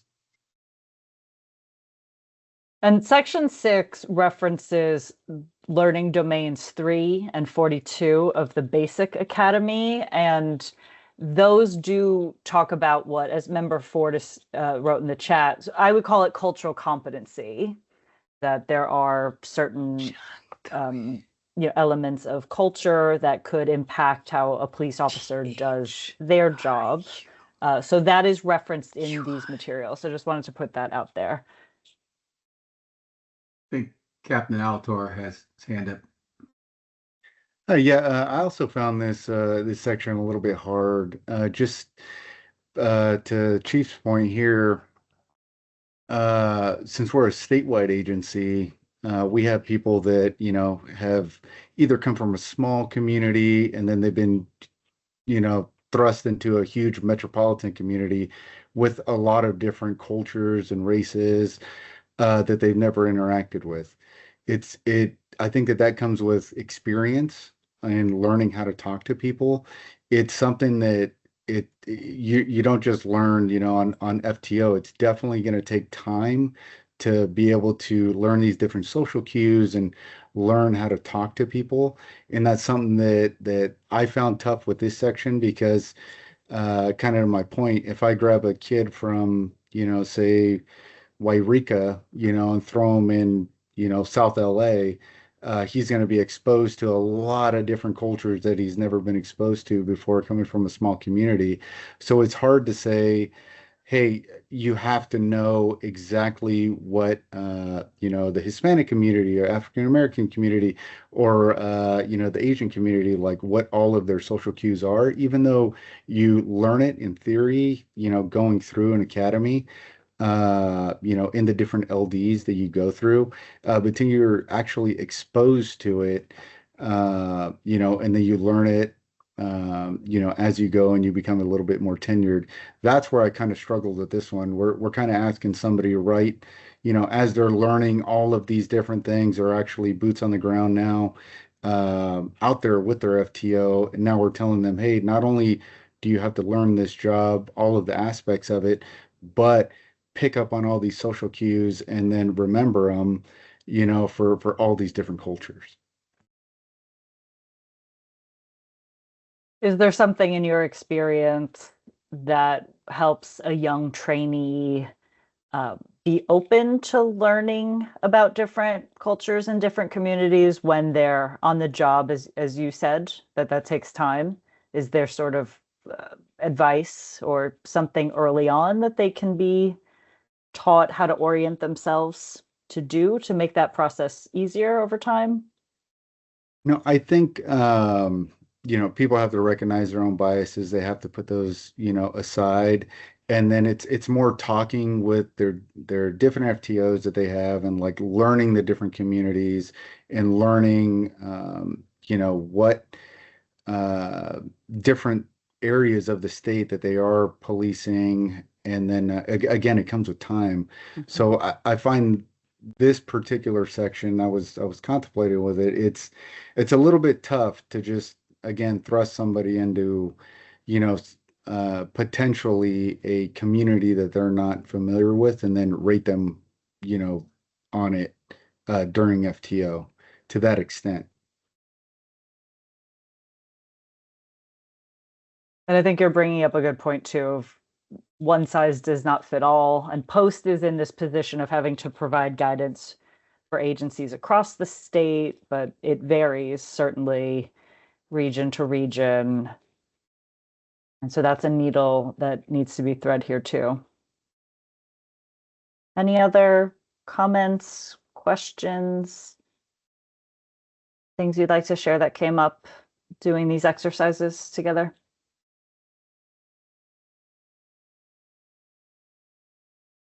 One thing is this conversation is making me think about is as we're looking at this to put ourselves in the shoes of a new officer.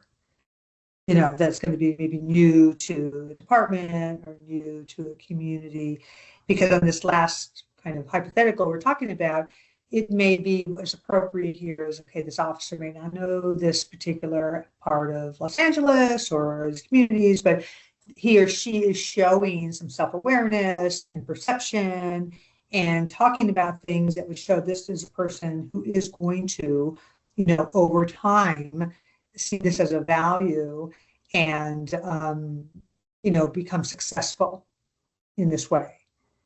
So I think it is helpful, at least to me, to think about if I were training somebody who was new, to my department just after going through academy, what I would be looking for these type of skills.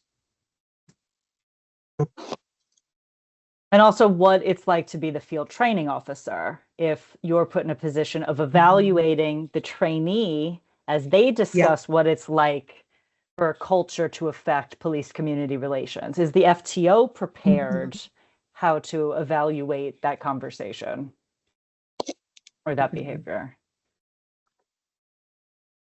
I think Lawanda has her hand up. Yes. Yes, thank you. And I also wanted to ask regarding the situation we're in right now with immigration and law enforcement, how are they being evaluated? How will they be evaluated on that? Because that's major, because a lot of people are scared to even report anything right now because of their status here. And how is law enforcement going to help the community in dealing with that issue?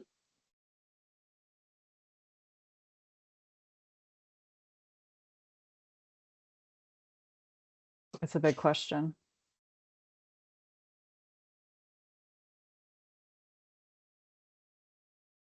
Well, and to all this conversation, I mean, that's part of the challenge. I think Rebecca mentioned it a second ago. Part of the challenge for Post in providing a standard training across the state is every community is a little different. So it has to be consistent from a small department to a large department, from Northern California to Southern California in terms of the standards. But, there might be some middle ground in all the areas that everybody was talking about as like, for example, continuation of things that happened in the academy, as opposed to real specific things, as opposed to, for example, one of the sections in LD3 in the academy is Japanese camps during World War II. Well, like in my town of Sacramento, we had one of those, and there were parts of town where people were collected and taken there. So a trainee they learned about Japanese concentration camps in the academy. They could in their area, if that's where it was at, they could be taken there and shown that and the impacts in that community, what it happened. So maybe not specific, mannerisms or things like that, but, a history of how, what a community has been through in their city, in their neighborhood, and some of the ramifications of that, lost money, things like that, in that specific town where that trainee was working would be just one example. Co-Chair Kulkarni. Yeah, I mean, I also, toward that end wanted to share that hopefully, a number of these trainings are actually from those communities, right? Our desire, or I think for most of us, is not simply that we are talking about solely white trainees who may not understand those communities, but actually that there be trainees from each and every community so that there is that trust also, right? So I think there's that, along with, and I know this has been, I wanted to raise comment also from the chat. I mean, the question is the openness, right? The openness to this framework, to understanding and taking the training, I think is really critical. And, I think where we see it not happening is really outright resistance. Certainly if trainees are asking questions or seeking to take in and absorb the materials that are provided, I think that helps to meet the overall objectives, right? Resistance doesn't. So I think there's a lot of middle ground. I don't think anyone here is saying like there is a, it's black and white, but that officers in this process will be open to learning, understanding the communities that they serve so that they can build the trust with those communities. I think we are out of time. And so I wanted to just thank and appreciate both Rebecca and Daniel for their presentation and for taking us through the exercise. It was really helpful and obviously generated a lot of great conversation. Hopefully folks can, take this back when they provide the review, but really appreciate all the great work you all have done. I mean, this is quite detailed and really comprehensive. So wanted to express my appreciation. And I believe, Yasmin, we are in for a bit of a break. Can we take a 5-minute break before we move on to our last hour? That's correct. So we do have a break scheduled on the agenda, and it's a 5-minute break. So if folks can return, it's 2:57 now. If folks can return at 3:02, then we'll go ahead and continue the rest of the meeting. Thank you.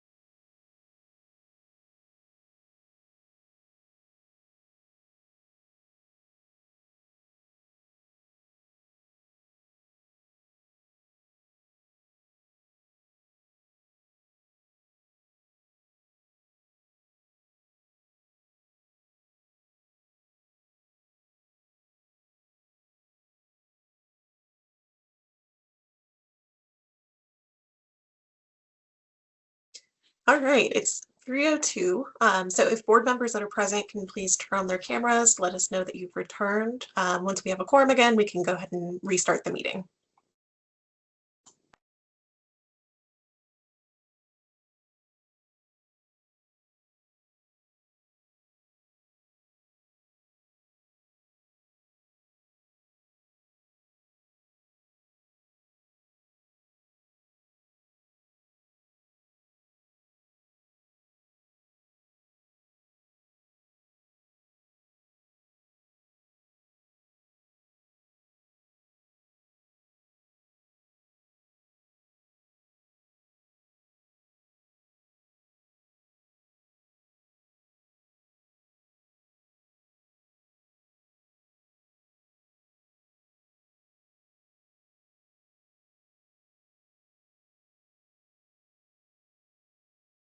All right, board members, thank you for returning. We do have a quorum and we can continue with the meeting.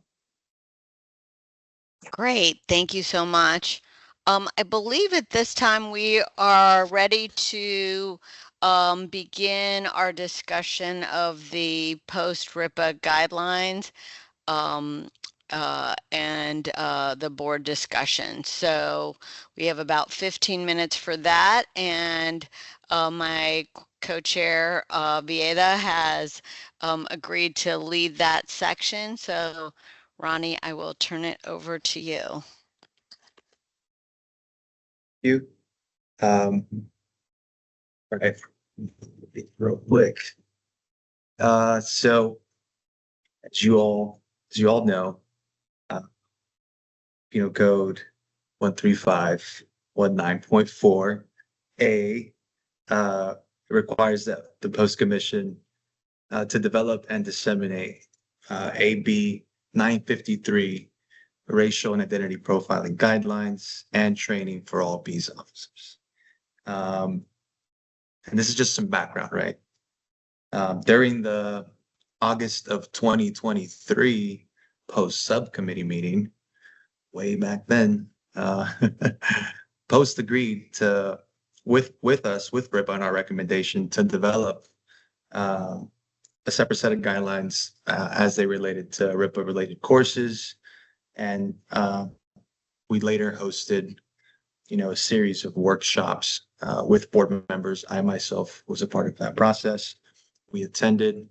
I believe Lawanda was a part of that process. I don't recall how many of us were there, but a few of us were there on behalf of the board. So it's whatever am I at? We attended.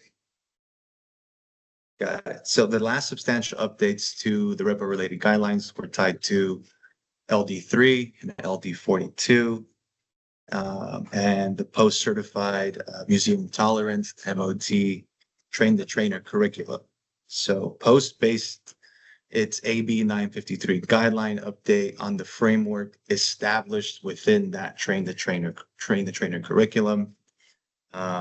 Post-published these guidelines on September 25th of 2025. So a whole 2 years later, we got the final product. Another 20 years.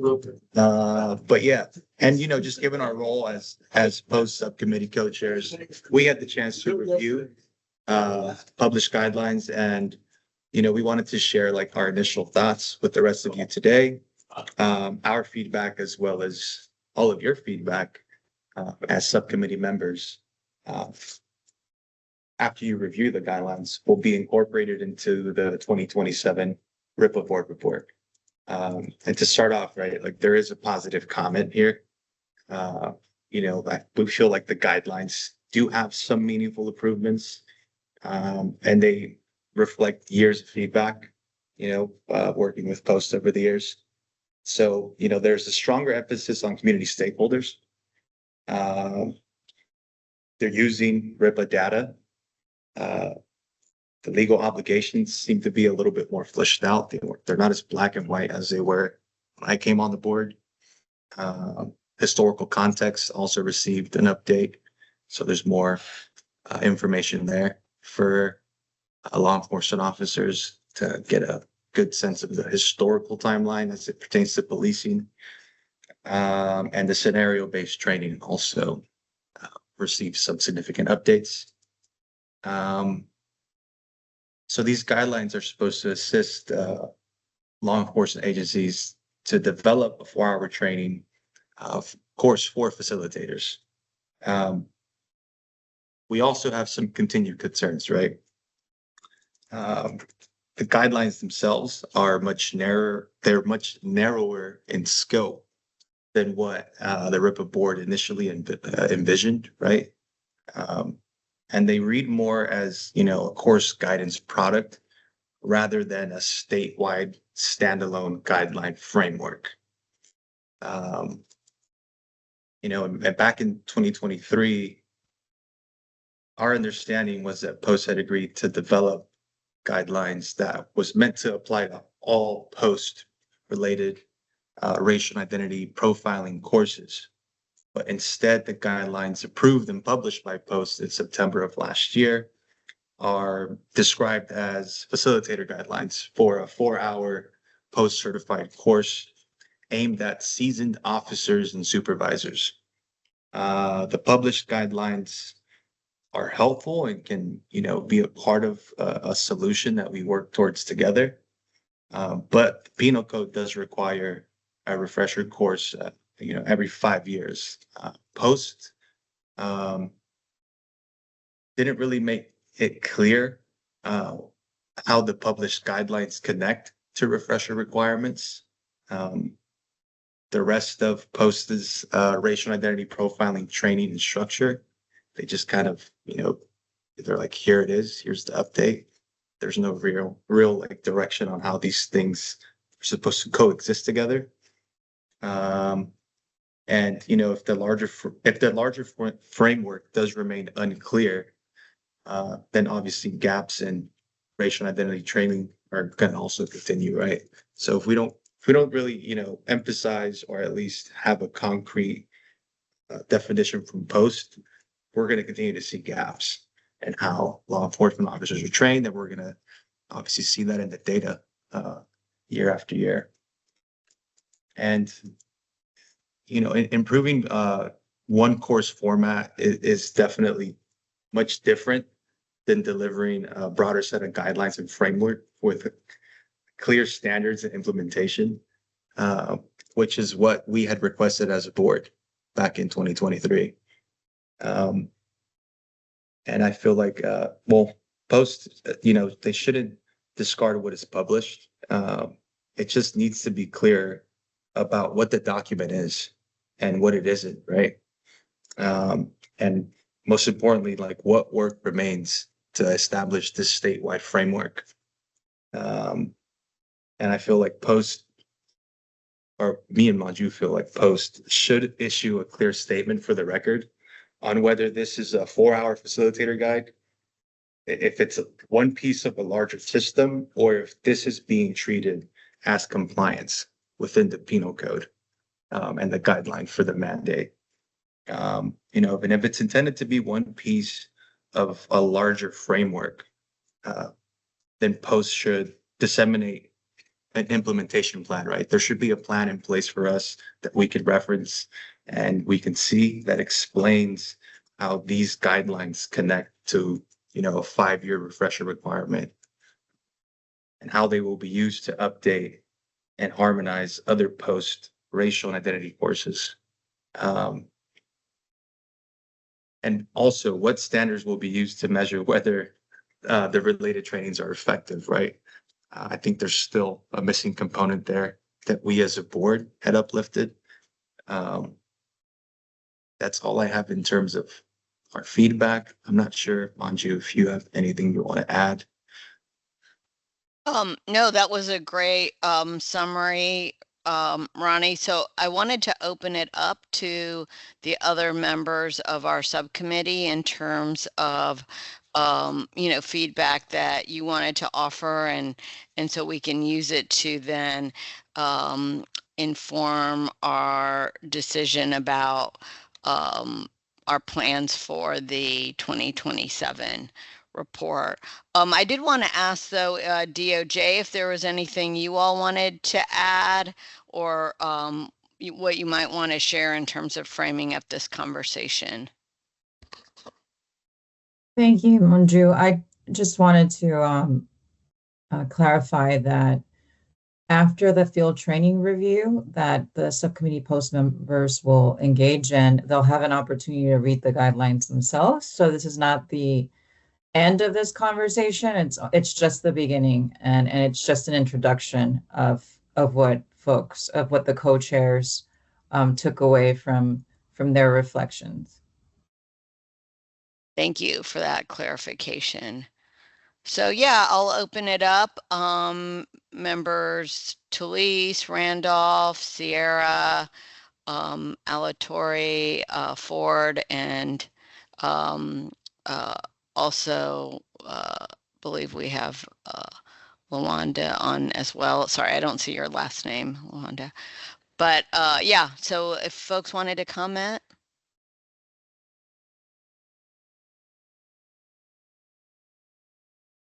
Yeah, no, maybe the question he peels off the chair.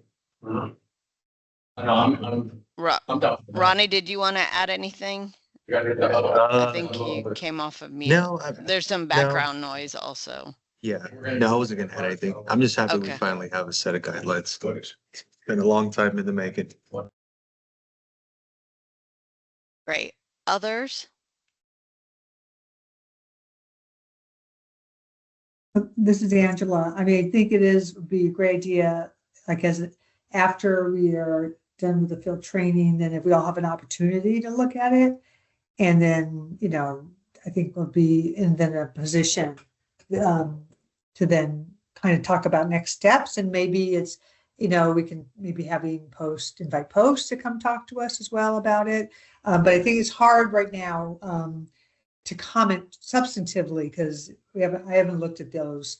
And I think as a group, we all need to look at them so we can, kind of figure out as a subcommittee what we would like to do or what additional information might be helpful or additional steps might be helpful.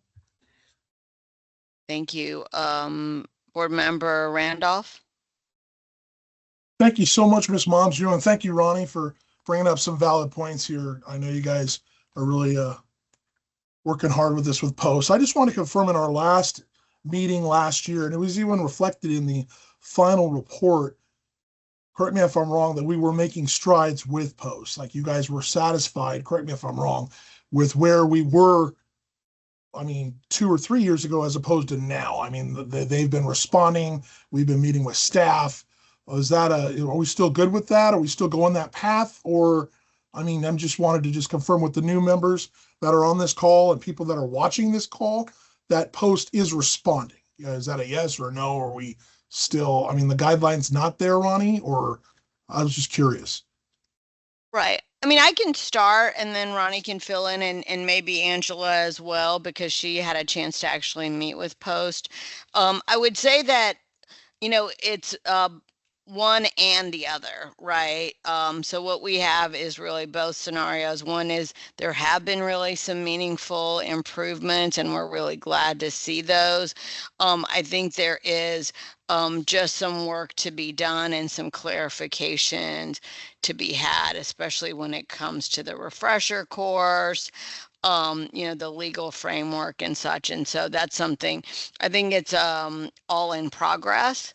And as this whole, as the whole really learning modules are themselves, the learning domains, and as we pull those all together. So Ronnie or Angela, if you had anything to add. Yeah, I'll add. I do, and that's a really good point. Now we do have, really have a good working relationship with Post, and that's why I'm thinking that, and it may be at the end of the day, we might not all agree on everything, but I think our relationship working together, our communications are really good and have been really strong. So it may be that as we're able to turn to the guidelines next, it may be like having a conversation with them, as a subcommittee could be very helpful.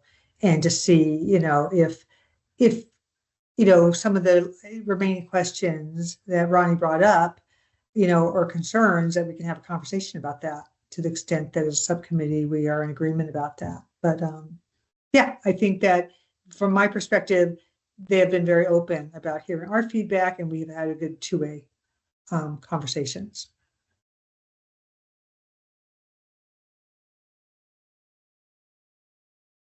Other questions, comments, feedback? Did you have additional comments, Member Randolph? Yes, I did. I was just curious. I love how DOJ brought in some subject matter experts, and we actually completed. I thought that was pretty powerful for members to actually complete some of the field training officer paperwork. That's just a small fraction or a foundation of what is done in a patrol car or in a briefing room throughout our state. But I was wondering if this committee, as well as Department of Justice, if we were willing to do this today, would be open to us. I mean, we're doing field training, basically going to an academy and seeing the work being done, whether the 3 different learning domains. I see a board member raising his hand already. We all are in proximity of one of the police academies in this state, and not one academy, I'm willing to put my badge on the table, is going to decline to allow a member of RIPA, DOJ, to come visit, whether it's the 3 or 4 domains we've talked about or any of the domains. I think is so important, and I think it would give us a lot more credibility with the assembly and lawmakers. I was just wondering what you all thought about that. Did folks want to comment? I know Member Ford had his hand up. It looked like Lawanda also had her hand up. If you wanted to offer a few comments, Ronnie as well. I was just going to say, I've actually gone, I think 3 times last year, and I've already gone once this year. Part of the work that I do with another committee with the DA here in San Bernardino County. So I love it, actually. I think it's pretty cool. All right, Board Member Lawanda, I would love to go. Great. And Ronnie, I have a relationship with law enforcement in LA County, and I've never been invited. Sorry, did you say you've never been invited, Lawanda? Most definitely, and I have a great relationship with those in LA County, law enforcement in LA County, and I've never been invited. Okay. Ronnie and then Rich. Yeah, definitely. I'll definitely take the opportunity to go out there and see some of these learning domains in person. And I also, just a separate comment, and I'll have you know, Board Member Randolph, I think you're going to appreciate this. I also requested DOJ if I could do a ride along with the LAPD officer. So taking your advice on that end as well. Thank you so much, Ronnie. That's inspiring for me today. And for all this conversation, for you, so Ms. Manju and Mr. Ronnie, I'm wondering as a member of the board, if you guys wouldn't mind, or I'd like to throw it out, if it's possible, for the Department of Justice, create some type of structure. I'm glad Mr. Ford has been out there, but sir, that's like as a guest watching. No, you need to walk through the doors of any academy as a member of this body. Those staff members and that academy command staff need to know what you're there for. It's not just, you need to see more than just seeing the recruits doing their tests. You want to see instruction. And I think a lot of attention should be to that. You should have carte blanche. And I do believe that we have the mechanics to make that happen. I'm sure if there was notification done to post, or I mean, DOJ, I can make this happen for everyone on this call right now, and I could have it done by 5 o'clock. But I'm pitching it to the panel here because Ronnie and Manju, this is your committee. I'm just a guest here. I'm just offering resources because I love this movement that everyone here is interested in doing that. I think it would really be inspiring for law enforcement to have contact with us on this call. Well, thank you for that offer. I think DOJ probably needs to take it back and figure out how that happens. I don't know. Also, one of our RIPA board co-chairs is here. Angela, if you have any feedback or insights on that you can share, and then I'll let Yasmin speak. Yeah, no, I do think, these are really good ideas. I think it'd be helpful for, as the co-chairs and the DOJ staff to kind of come up with a proposal of what may work. And I did want to note also that when Post invited us to come speak last year, and I was there on behalf of our board, there were comments made from members of the board that they thought it would go a long way, to the extent even our members could engage in ride-alongs, and especially if we're looking at training, that would be, in their view, very helpful as well. So I think that is something for us to work with DOJ staff and kind of come back with some ideas to the subcommittee with. I know we also have a comment or point from member Talise. Yes, thank you. I appreciate, always enjoy the conversations, the collaboration. And I was thinking, it got me thinking what member Randolph said about coming to the academy, and would be, maybe you've all done it. I know I'm one of the newer members here, but a reality-based scenario where at night, simulate a traffic stop on a vehicle with tinted windows, and then each member here fills out the RIPA form. And then try to guess, well, we have to guess, what's the perceived race? What's the perceived everything when it's midnight on a car with tinted windows, and you have to start guessing in the blind. And then that data is, obviously compiled and calculated and the reports produced. So on top of that, this is what we put our officers through, our trainees, and members of this board would probably benefit from it. Thank you for that. And I'm sorry, and Mr. Ford, I was born on the west side of San Bernardino as well, so you might appreciate that. San Bernardino community, and was born and raised in San Bernardino. Yeah, just a side note, just for connection there. Appreciate it. So I think the question was left. Thank you, member Talise, and also member Sierra for your comments, along with member Randolph. Are there, I don't know how actions are determined on this. Perhaps, yeah, DOJ staff, if you can share.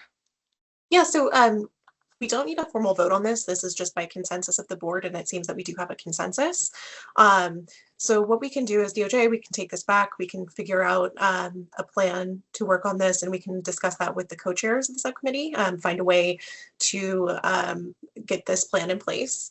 And then in the meantime, I would encourage board members, if you have any other thoughts that you think might be relevant to this, let us know. I think maybe the easiest way to do that would be by email, but then we can consider that as well as we're figuring out how to implement the plan.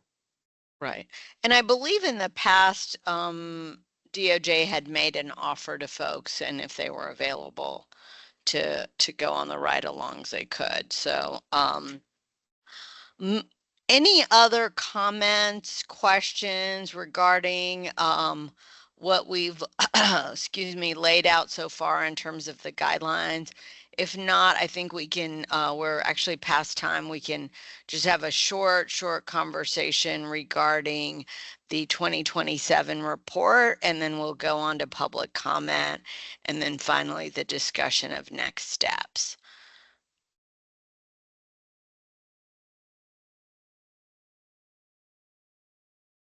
So yes, so why don't we then move on to the conversation regarding the report, and DOJ, I will ask you here as well to remind us of the process for that and what you need from this subcommittee.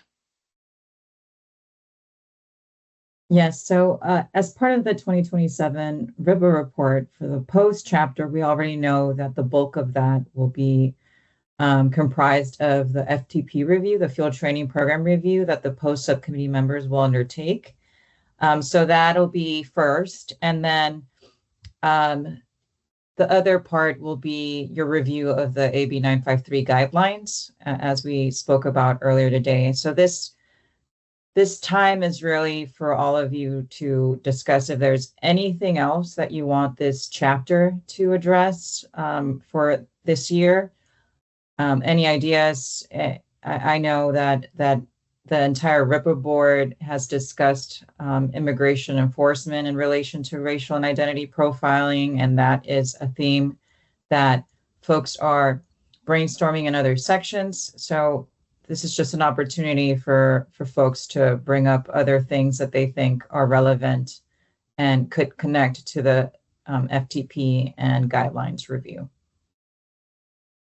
I have two comments. One is, yes, relating to immigration. I think one piece that is particularly relevant to RIPA is what has become known as the Kavanaugh stop. Because of comments made by Supreme Court Justice Brett Kavanaugh allowing for legalized discrimination in the use of race and identity as it pertains to ICE detentions.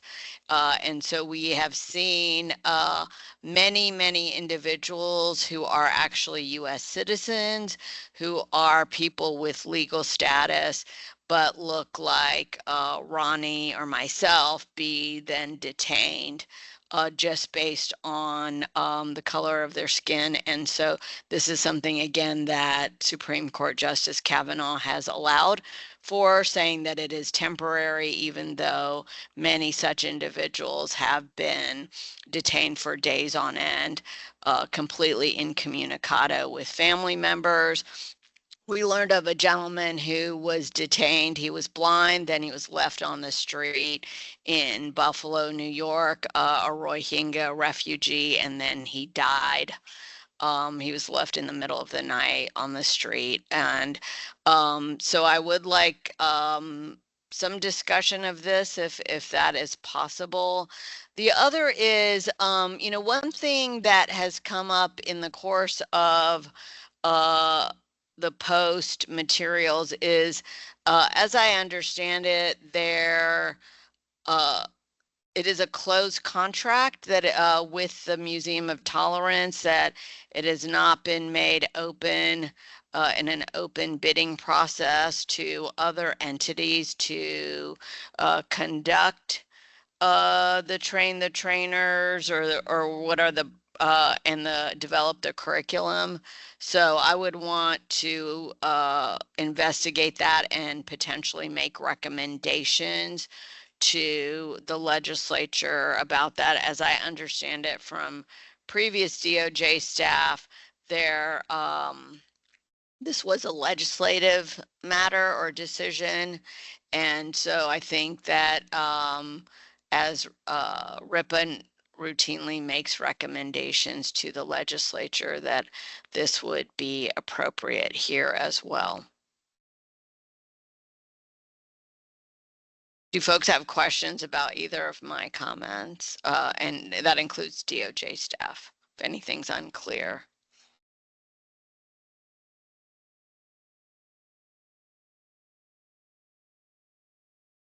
Nope. Okay. Other comments, questions, things that you as subcommittee members would like to have included in the 2027 report?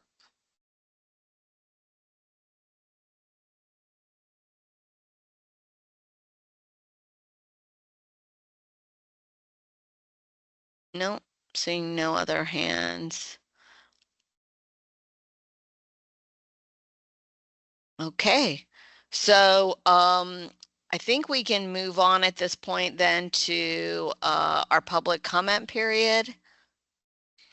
DOJ staff, can you open up the airwaves to public comment, please? Sure. So at this time, we'd like to ask any members of the public that have any comments on today's meeting or the development of the 2027 RIPA report to go ahead and please make those comments now. You can either do so by raising your hand or you can also go ahead and unmute yourself. And if you have any trouble with that, you can also place your comment in the chat. I see we have a comment from Michelle Wittig. Yes, are you able to hear me? We are. Oh, great. Yes. Okay, thanks. I just want to call the committee's attention to a recommendation in the first annual report of the RIPA board, page 42. I'm sure you don't remember, but it suggests that community members be integrated into the classroom training of the officers.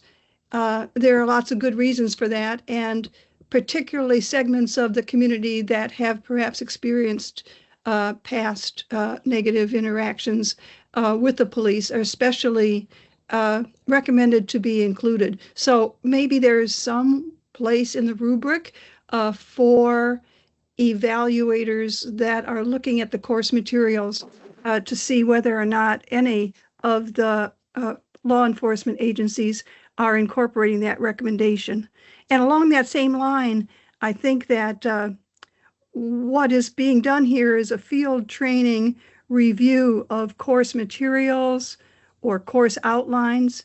And as Dr. Hetty pointed out, it does not delve into the validity or completeness of the content of the coursework, nor does it assess the fidelity of the delivery of the materials by the field training officers. And those are, of course, very, very important things to evaluate. So in a way, calling this a field training program review might be a little bit of an overstatement, because even though it's very detailed and very impressive, it's an evaluation of course materials or course outlines, not of the validity of the concepts being communicated. For example, implicit bias is sometimes touted by consultants as a screening device. If you take the IAT and we're going to find out whether you have implicit bias, this is not what the originators or the researchers who know the literature are recommending that ever be done. It is a self-reflection tool. It should not be used to evaluate officers. When they take the implicit association test, it is associations. It's not a measure of bias.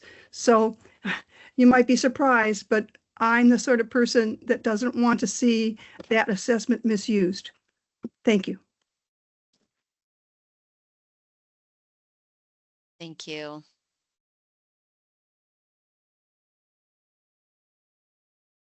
Do we have any others seeking to make public comment?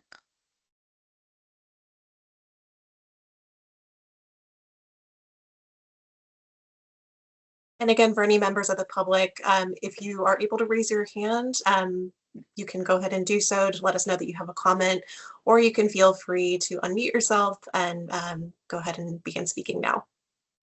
Additionally, if you have any thoughts after this meeting, you are always welcome to submit written public comments to the AB953 email address, and those will be circulated to the board ahead of the next meeting.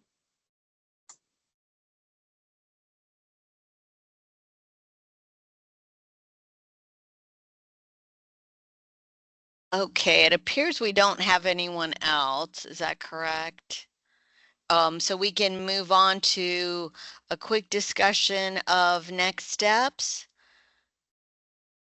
before we adjourn. Any immediate next steps we need to discuss, DOJ? Only that you, as post subcommittee members, will be receiving the packet that our consultants referenced via email, and a copy of the rubric to get started. As we discussed, your deadline is May 15th. We had fruitful conversations earlier today. So please make sure that you jot some of those thoughts and reflections down, because we want everyone's input. And we want to be able to capture the nuance behind people's reflections. So thank you all in advance for taking this on. Well, and may I ask, how much time is projected for completing the rubric and providing comments? Because this, it was said earlier by the speakers that it could look rather intense and that there's actually quite a bit of materials.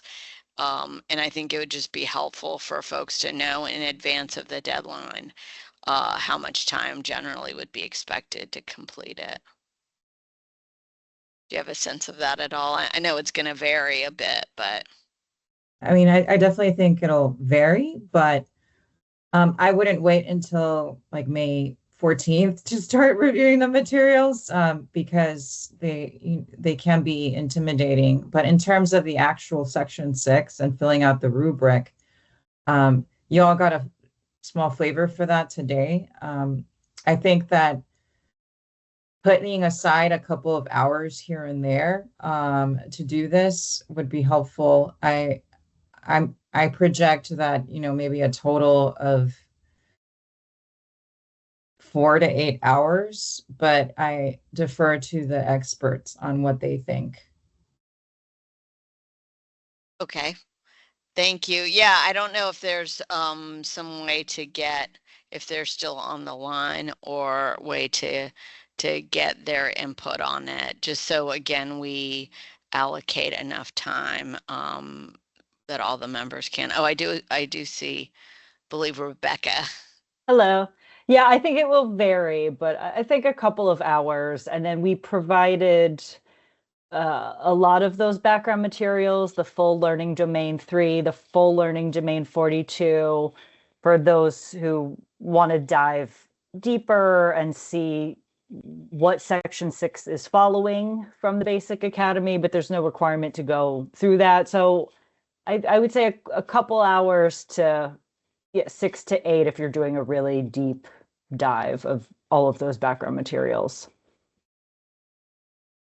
Got it. Thank you. That's really Thank you. helpful.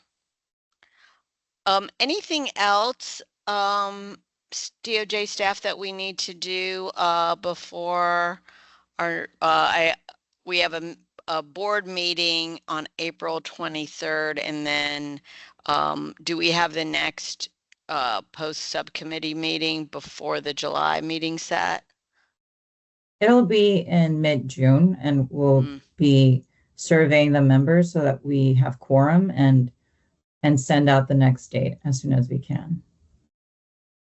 Wonderful. Okay, great. Well, please put on your calendars, it should be there already, April 23rd. And I will actually be in San Bernardino County for my daughter's graduation from Redlands. So unfortunately, I will not be at the April 23rd RIPA board meeting, but hope it goes well. And I look forward to reading the notes.